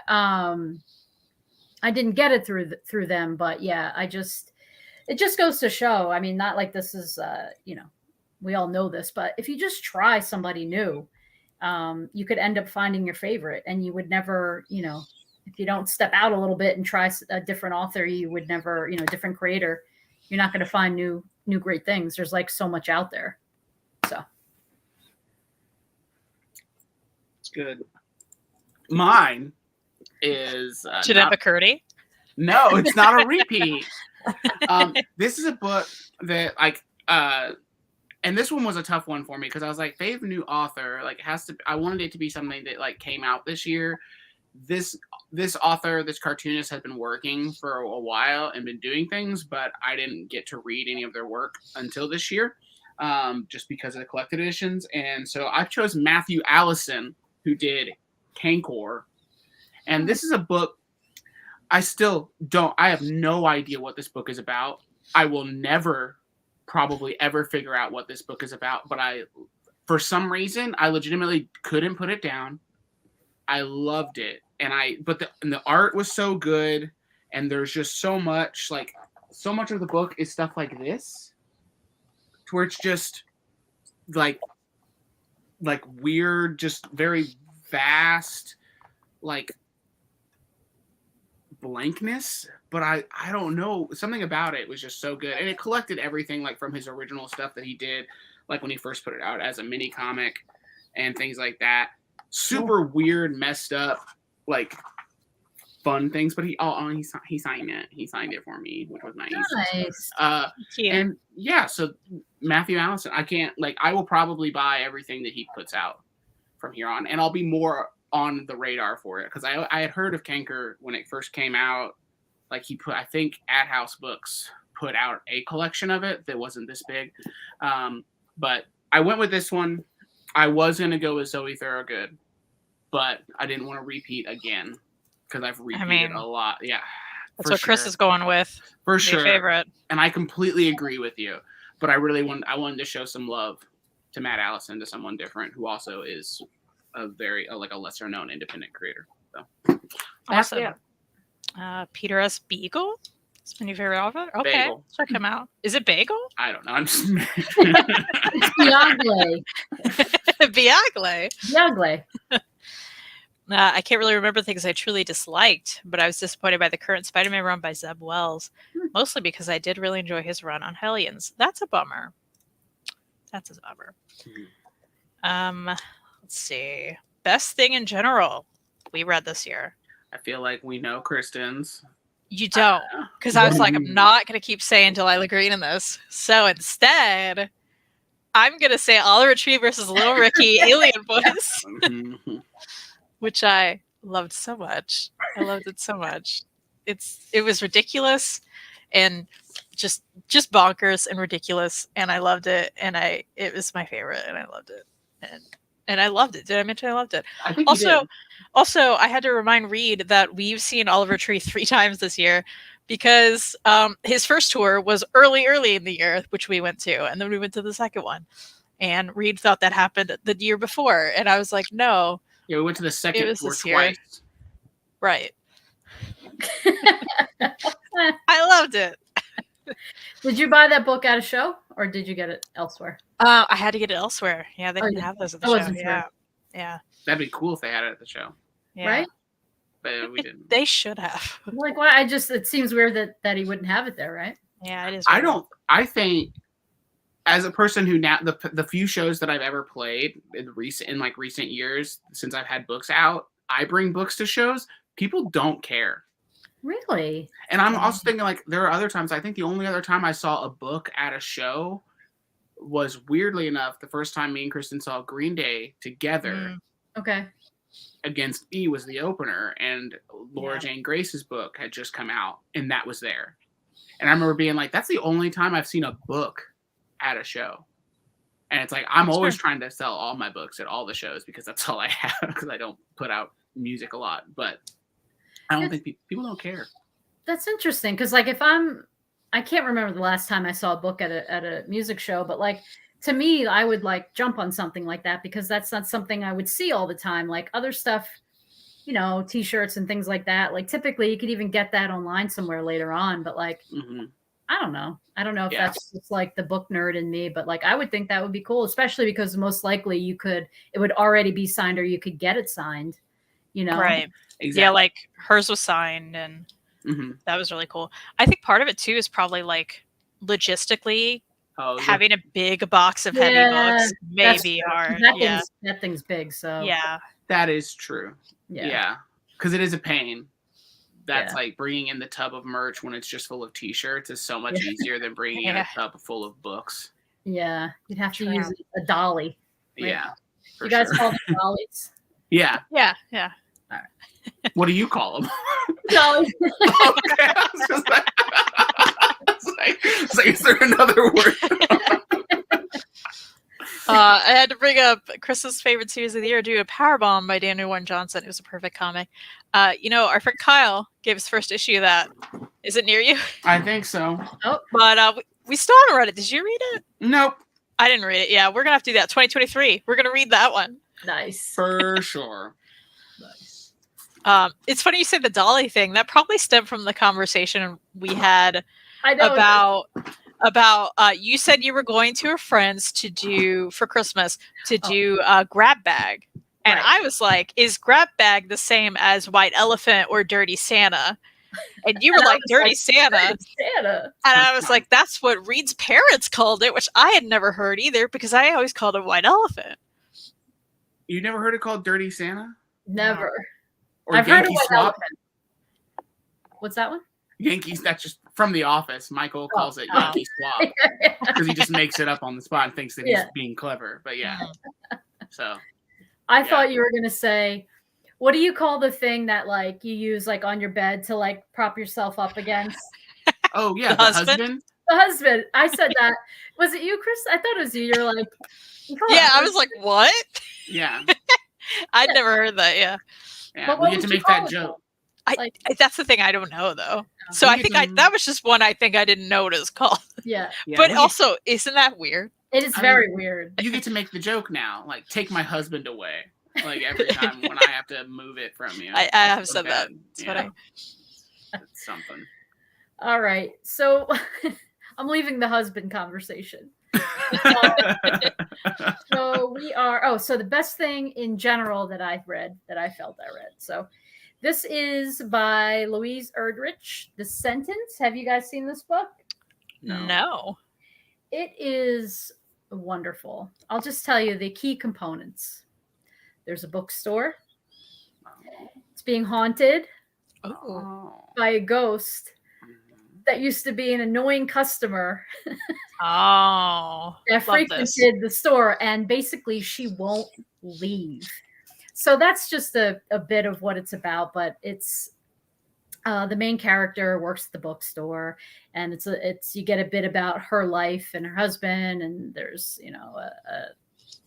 a daughter, and it's just a wonderful story. It's like any book nerd would enjoy it, but it also, what I really liked, it covers the pandemic a bit. So some of the parts that it'll really hit you depending on what you experienced during the pandemic. But there are certain parts that really like take you back, like things that maybe you forgot about, whether it be the shortages or freaking toilet paper, all these other things. And just the fear involved. But this is just another one of those books that has a little bit of everything. The thing that I love to go on the roller coaster of emotions. This book has it, and I definitely went into it blind. I mean, it was a very popular book. Again, not claiming like, I discovered this gem. We get it, Mary. You found all these hidden gems. Yeah. Allegedly, they were like, you've got your finger on the pulse of the world. You get it. We get it. Jeez. But I would this is another one. This one is a little more, I guess, a little more serious. I'd say I won't call it a cozy warm hug, but definitely the best thing that I read this year. Awesome. Yeah. Sweet. Thank you. I'm glad my mom died. That's it. There you go. We knew it. We knew it, and that's fine. Yeah. Okay. Popular book in 2022 we didn't want to read. I don't like this category. Listen, I have nothing. Listen. Okay, rude. You knew that. I told you that. I was like, this is when you like where I was handwriting the list last night from you, and I was like, I don't like this category. Listen. And you were like, well, it's already written down. I just think it's fun. Here's why I think it's fun. Because there's always those books, right? I feel like we all see them and we're just like, oh, I don't care about that. Or like everybody talks about it and you're just like, I don't want to read it. Like, and maybe, okay, there's a hipster aspect that could go that route, okay? Sure. But that's not what I mean with this. That's not what I mean with this category. I just mean like, what were some? Did you even come up with anything, Ray? Do you want to go first? No, the problem is like it's everything. Like that's that's your my problem with it. It was like I feel like literally, I'll go ahead and just say mine. What I did write down for mine was literally practically everything by Marvel and DC because I just don't care. Shots fired. That was the thing, and I was like, I know, like there's probably good stuff, fine, but I'm just not interested. Or it's like I could just be like anything that anything that Hickman put out. It's like I don't care. Well, yeah, I'm with you there. Or anything that Tom we're gonna get angry comments later, like anything that Tom King put out. Like I don't care. Like, you just didn't understand it. That's all. Yeah, that's what it was. And you know what? I'm glad to not understand it because don't care. Any big event trash. Don't care. Well, you know what? For me, there's a little. I know it's not my turn, but go ahead. We'll go ahead. It's your turn. We're going backwards. For me, it's more about. It's weird though because certain people will be like, "Oh, it could be, a podcast, a TV show, a movie, a book, whatever." Like, Kristen, you could recommend something, and I'll actually listen to you. But then others I hear, I'm like, I like if too many people talk about something. I don't want to watch it. I don't want to listen to it. I don't want to read it. And it's like a tick I have, and it doesn't really it doesn't benefit me. But I do have a lot of that in me. Like when I have my friend Shannon, she's like, not that you're gonna watch it, but I just watched an excellent thing on Netflix, and she still tries. And I'm like, yeah, I probably won't watch that. But meanwhile, you'll tell me about something. Like I watched She-Hulk because you're like, oh, Mary, it's so good. Like Mary. I gotta tell you, I do have to jump in here because I love that you watch She-Hulk. Very unexpected because here's the thing. Yeah. You told me that you flat out would never watch Schitt's Creek. When I was going on about it, you're like, not happening, buddy. And I was like, I didn't call you buddy. That's how it felt. Okay. And I'm like, I just think you would enjoy it so much, but okay. I'm glad you watched She-Hulk. Yeah. Schitt's Creek is one. I'm like, everybody's like, oh, it's so funny. I'm like, I don't want to watch it. See, but we're like that. Reed, get her to watch Schitt's Creek, please. You should watch Schitt's Creek. It's also very short. I gotta say, that's honestly what it is for me. It's very short. I'm just so sick of long crap drama shows, which why I like Schitt's Creek so much at this point is because I can sit there for 20 minutes and just not have to think about anything. It's also like the show that's like that for us that we will never watch is Breaking Bad. I don't care. We've missed the boat. And I don't. It's true. I don't plan to watch it. I don't care. Someone can tell me how great Breaking Bad is like 800,000 times, and guess what? I'm never gonna watch it because I don't care. I don't. I get it. Don't like tell me. Oh, it's so good. It's not even like television anymore. It's like a movie every episode. And I'm like, don't care. Don't need it. Condense it. Like it's too long. It's probably too sad. I'm just annoyed. Right. I get it. I get that. I'm just firing shots everywhere. And, I have another one like that, and I people might come for us on this or come for me, so I apologize. This is your channel. But what's the latest about the dragons? Like everybody's all dragons. House of Dragons. Yeah. Oh yeah. Hey, not gonna watch it either. Not gonna watch Game of Thrones. Hey, Game of Thrones. Either. Not watching it. No. Don't care. But here's why. Don't care. Yeah. I don't care. My parents go on and on about it. Like it's bad. I'm like, is it? I don't care. I hear conversations at work, like in the kitchen area, and I feel like I know this is. They're like, oh, and then the big dragon. The big dragon was like flying, and then the little. I'm like, are they like 8th graders or not even like 5th graders in our kitchen right now having lunch? Oh, whoa! I mean, listen, dragons are cool or something, but I I don't care either. But you don't know the show. It's like it sounds. I'm sure there are things we talk about that sound like, really? That's what you're interested in? But yeah, like when Maddie and I talk about One Piece, you're like, oh my god, that's the best. They feel like they're on mushrooms, like. And I sit there and watch it, and they're like, oh yeah, then the pirate and the the flying whatever thing, and I'm like, oh my god, this is great.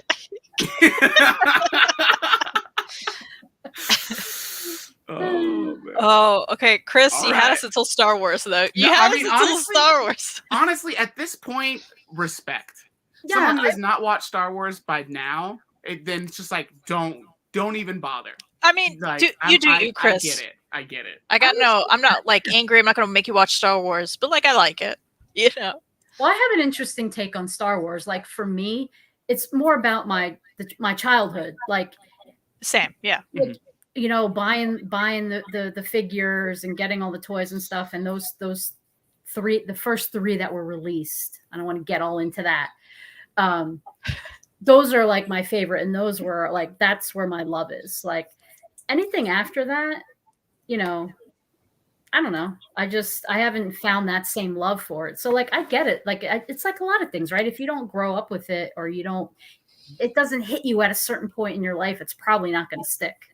Yeah. The nostalgia factor, especially for Star Wars, I think has to be there. Yeah. And I had that, like, growing up, I watched all the movies as a kid. I loved all the movies. And then when the new ones came out, which people obviously trash on, but I love those because I was a kid when those came out. I was able to go to the theater. Yeah. I was able to go to the theater and see a Star Wars movie. Like that was my crap, I remember going to Taco Bell and getting all the things. You remember that? The things that came out?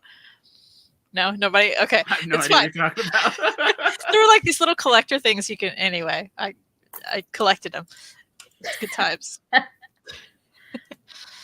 My younger brother likes Star Wars, but I just couldn't care less. Yeah, if you didn't have that as a kid, I get it. Yeah, I get it. It's that side of things where it's like, if anybody tells me you have to watch it, then just immediately I'm like, nah. But at the same time, Mary, you have to watch Schitt's Creek. But like, please, Mary, could you maybe for us watch more than like the first 3 episodes? Like, give it a chance. Like, really. I know that sounds like a lot, but like, what if this happened, right? Reed, like I'm doing a rewatch with Reed, and then Kristen comes home from work. You would lose your mind. You'd be like, what are you doing? I would have to leave the country, I think. I would leave the country. I'd be like, I can't do this anymore here. We were like, oh yeah, okay. Party, and then oh, that's messed up. Good. Messed up. Batmanda refuses to read the love hypothesis. Batmanda. 1,000% with you. 1,000%. It's Rilo fan fiction. Don't care. No thanks. I'm not interested. No. But wait, Clearly no. Wait. That is a book that I actually purchased from Book of the Month because there was. Remember? Yeah, I remember this stuff. Many people were like hating on it. Now that's one I kind of want to read and see if I also hate it. But that's one it did the reverse for me, right? Like, but like, and I'm so interested because like I don't want to read it at all, and I want you to read it and tell me. It's so good. So, what was your answer, Mary? Did you have one? I don't even know what we're talking about. Popular book of 2022 we didn't want to read. So I screenshot a cover, but there's no rhyme or reason. I have nothing against this author. I've never read any of her work, but it falls into this category of everyone's like, oh, you have to read her. You're going to fly through her books in 10 minutes, blah, blah, blah. And that is anything by Colleen Hoover. Mary, all the Colleen Hoover books is what I put down. All of them. No, absolutely not. But you know what? Also, it sounds like pure garbage. Hot garbage is what it sounds like. I'm not interested. Exactly. Apparently, it's trauma porn. That's all I hear about it. And I'm like, yeah, I'm like, no thanks. I don't care. I don't want to be involved. You know what I also don't want to read? This wasn't on my list because it was absolutely all Colleen Hoover books. That's hilarious. We're the same. But where the crawdads sing? No. Oh, wow. I'm not interested. Don't. Right.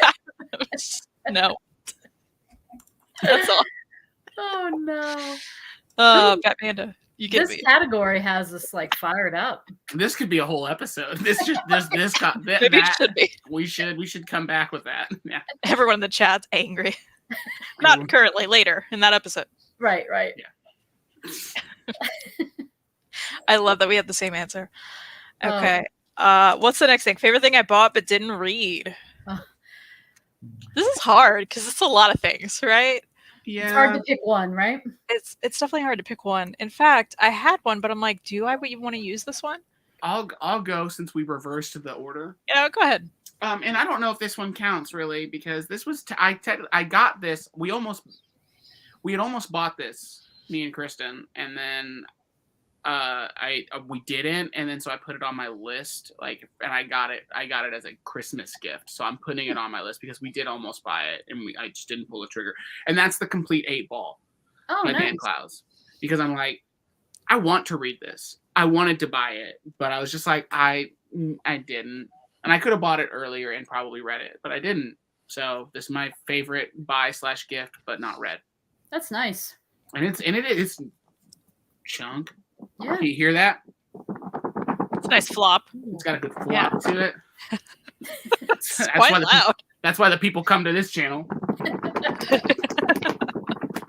You're welcome. Love that. I grabbed something off the shelf that I've been meaning to read this year, and of course I didn't. And that is How to Pick a Fight. I just think visually, this is from No Brow. Okay, so we're turning to see that clearly there's some interesting pages throughout this. Oh, that's cool. It's all textured too, and I like the color palette.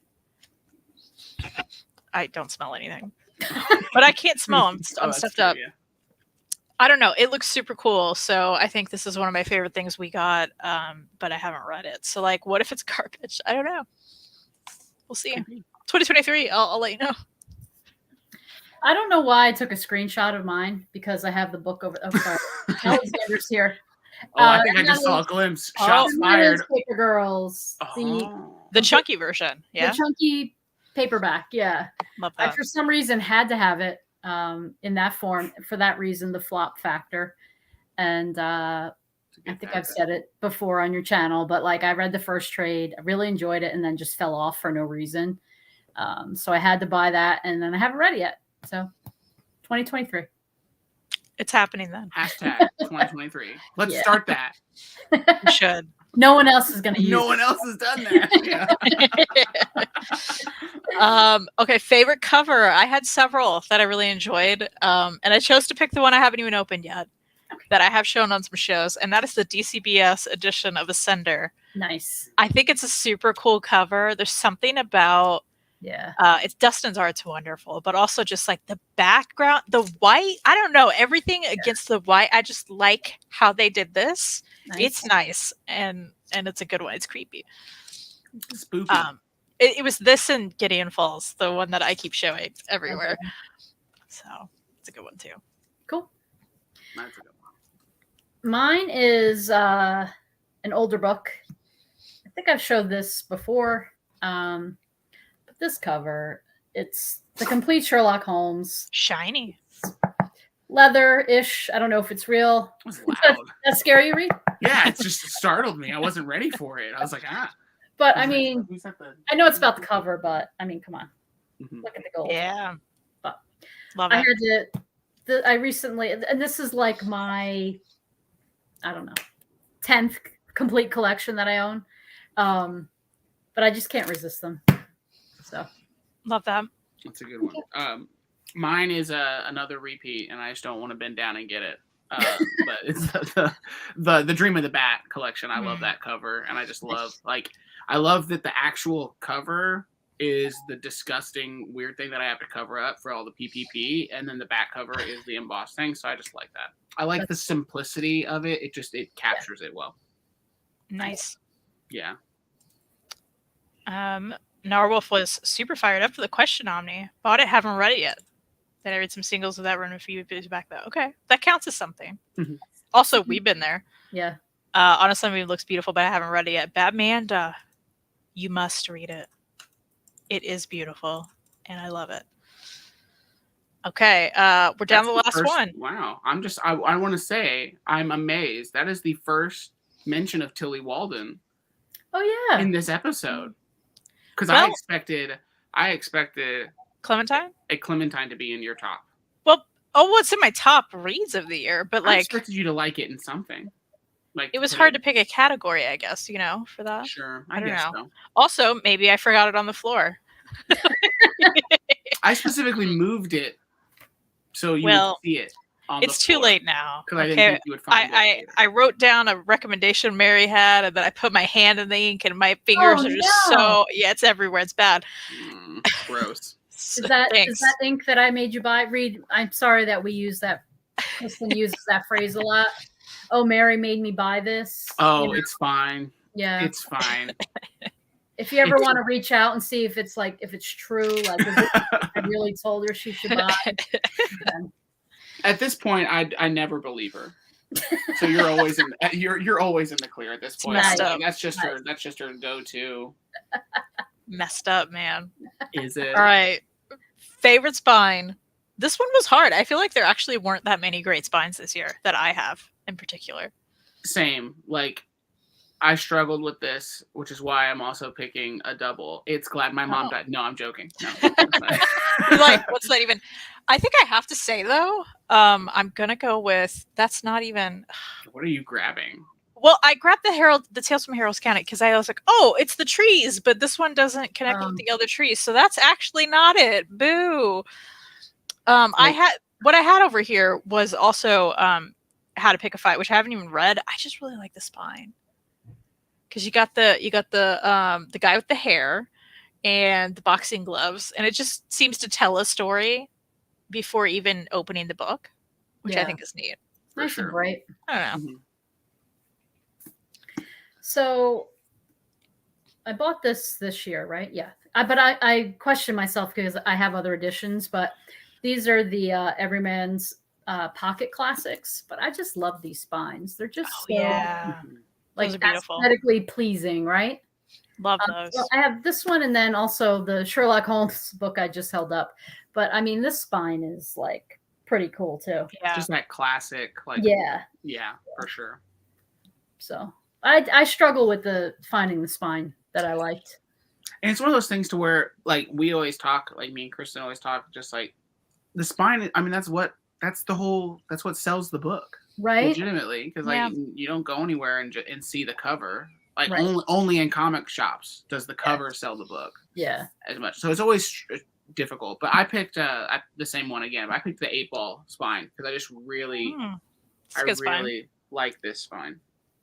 Yeah, that font is so recognizable, right? For sure. And and Klaus is he's past like 3 Eisner season 1 is just for lettering. But also I love that you got Dan Pussy on the cover, like right there. That's his that's the character's name. Yeah. So everybody knows. Like me just like throwing that in there. Oh, here goes Reed again. First he's talking about PPP. It's just me talking about PPP, and then I'm talking about Dan Pussy.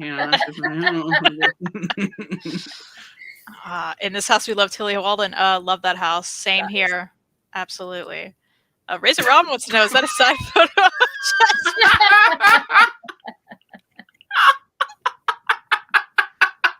Oh, I love it. I wish it was. Beautiful. I'll see if I can get one of those from him. That would be so funny. Just have him do the same pose. And put it right beside him. Oh, so good. We'll get him a web store. Suddenly I want to start an Instagram just for my books. You should, Batman. Absolutely. Join us. Yes. I plan to do more in there in 2023. Should I clarify that that's not Jess? Yeah, that's Gary Busey. Yeah. It's a signed photo from Gary Busey instead. Which that's funny. That's a whole nother story. Aww. All right. Well, that was our last one, you guys. We did it. Wow. Is there anything else we need to talk about for this year? Did I miss anything? What? Okay. I have one. Good thinking. Yeah. You know how we always kind of talk about, like, the FOMO of, especially like when omnis come out. Not so much, you know, with this group, but like creating FOMO. Yeah. Is there anything that you like? Not because it's out of print, but like you could sit here and think about, like, oh, you know, I still want to pick that up. I didn't pick it up this year. Yes. Oh. The Murder Falcon Deluxe. Oh, nice. I don't know why I haven't bought that yet this year. I don't know either. Legitimately, that's been like probably my favorite book I've read that came out in probably the past 5 years, and it's just like I haven't got it yet. Huh. Maybe because I was waiting on someone to buy it for me for Christmas. Oh, poor Reed. My wife. Oh no! I have to publicly put out there because you're shaming me. No, you were. That when that was about to come out, I said, "Reed's coming out tomorrow. Do you want me to buy it for you? Oh. It's going to be on IST. You want me to get it?" And you said, "No, I don't need that right now." Oh. And I asked you a few other times. I said, "Well, you want me to throw that into an order?" And you said, "No." So that's your own issue. That's your own issue. Fine. I also had hopes that like he would have some at Heroes Con, and he just didn't have anything at Heroes Con. He was just sitting there. Yeah. He's like, I don't need it. You guys already have it. Yeah. And I was like, oh, that was dumb. Yeah. Maybe he didn't have his dolly that day. You know, yeah, that must be it. I think legitimately he just brought like a backpack because I think he had like some piece of paper, but he was signing at the Felix Comic Art booth there, which was different. Okay. I'm sure there's things that I missed out on because I just stopped. That's the thing. I stopped looking at releases and when they came out. Because when you look at the releases, I don't know. I feel like I'm always going to find something. Yeah. Like, I think I want it or I need it, but it's like, come on. You know what? There is currently a manga on IST. It is actually the Fangirls Pick of the Month. What is it? And it just came out. I'm bringing it up. It just came out Tuesday. Maybe I need to place an order just to get it. Because sometimes I don't even get the darn picks. You can't just place an order on IST for a book. Yeah, like it's $50 free shipping. You have to. Yeah, I know. So that's the struggle. Is like because that's how I get because I will fill my cart and then I'll be like, oh, I want this one thing. Right. I don't need all of these things, and then I feel bad, and then I think about everything else. We'll place a joint order. I'll buy it. Okay. Oh, okay. All right. And if they have Murder Falcon, they may not, but if they do, I'll get it. It's called My Cute Little Kitten. Oh, Kitten. Kitten. And it is about these two women who are in a relationship, I'm sure, with their little kitten, and it's 50% off right now. I mean that, right? Are you the writer of the book? Did you? I mean, right? Like, what were they? Were they like, we need to put out a book for her? Because, all right, like, all right. So you're going to be placing an IST order. I may have to. All right. So yeah. All right. Well, I don't even know if I have an answer to my own question. I was just curious. Well, actually, this is kind of boring, but I was at BAM today, Books A Million, at the mall. You know, I love after I get my haircut, I like to go get my little. I think I'm like a teenager. I go get my lunch at the mall. I always stop at Books A Million because I kind of think like I can't say how much I love going to the mall and I love going to the bookstore and then not support them. Right. So always at least buy one book. So there was I almost just dropped it. So there's an Abraham Lincoln book I wanted by John Meacham that I picked up today. Nice. So I got you all big historical. Look at you, like biography. Like an adult buying an adult book. Look at you. Sometimes an adult. But I mean, talk about a deal. So I'm a member, so it's 50% off. No, I'm sorry. Everybody gets 50% off, but then I got an extra 10% off. Oh. 60% off, brand new release. That was at BAM too? Yeah. They had the same deal? It was the selection of books was like I see. One table. Oh, I got you. Yeah, okay, it wasn't like the crazy Barnes and Noble hardcover. Got you. Okay. That's fun though. Yeah. So that was like one I wanted to get, and did I need to pick it up today? No, but 60% off. I couldn't resist that. Nice. For sure. Yeah. Love that. All right. Well, I think we did it. We did it. I think we did. If anyone got this far, thank you for watching. Thanks to the chat for being here. everyone follow Batmanda. She made an account during this. I'm gonna do right now. I love this. I'm gonna go follow you. I'm gonna follow her right now. Batmanda's Book Cave. Love this. What a great name. All right, I'm doing it. And we're gonna, we'll all be back sometime, I'm sure. For sure. At least Mary and I. Yeah. Reed's going to Florida, so Mary and I have to do a show while you're in Florida. Right. Why are you rolling your eyes? It's true. I told her. Big businessman, this guy. He's got to go with the business. That's okay. I gotta find stuff to do while you're gone.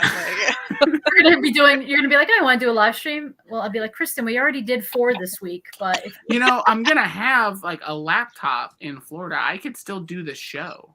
You want to stream from your hotel? Probably not. That's what I thought. I'll just get in the chat and gaslight you. Oh, fun. Wow. Okay, so if you have favorites or least favorites or favorite covers or spines, let us know in the comments. We want to know about it. I don't know why I'm talking like this. And I want to know about the shows that you refuse to watch because people tell you to watch them.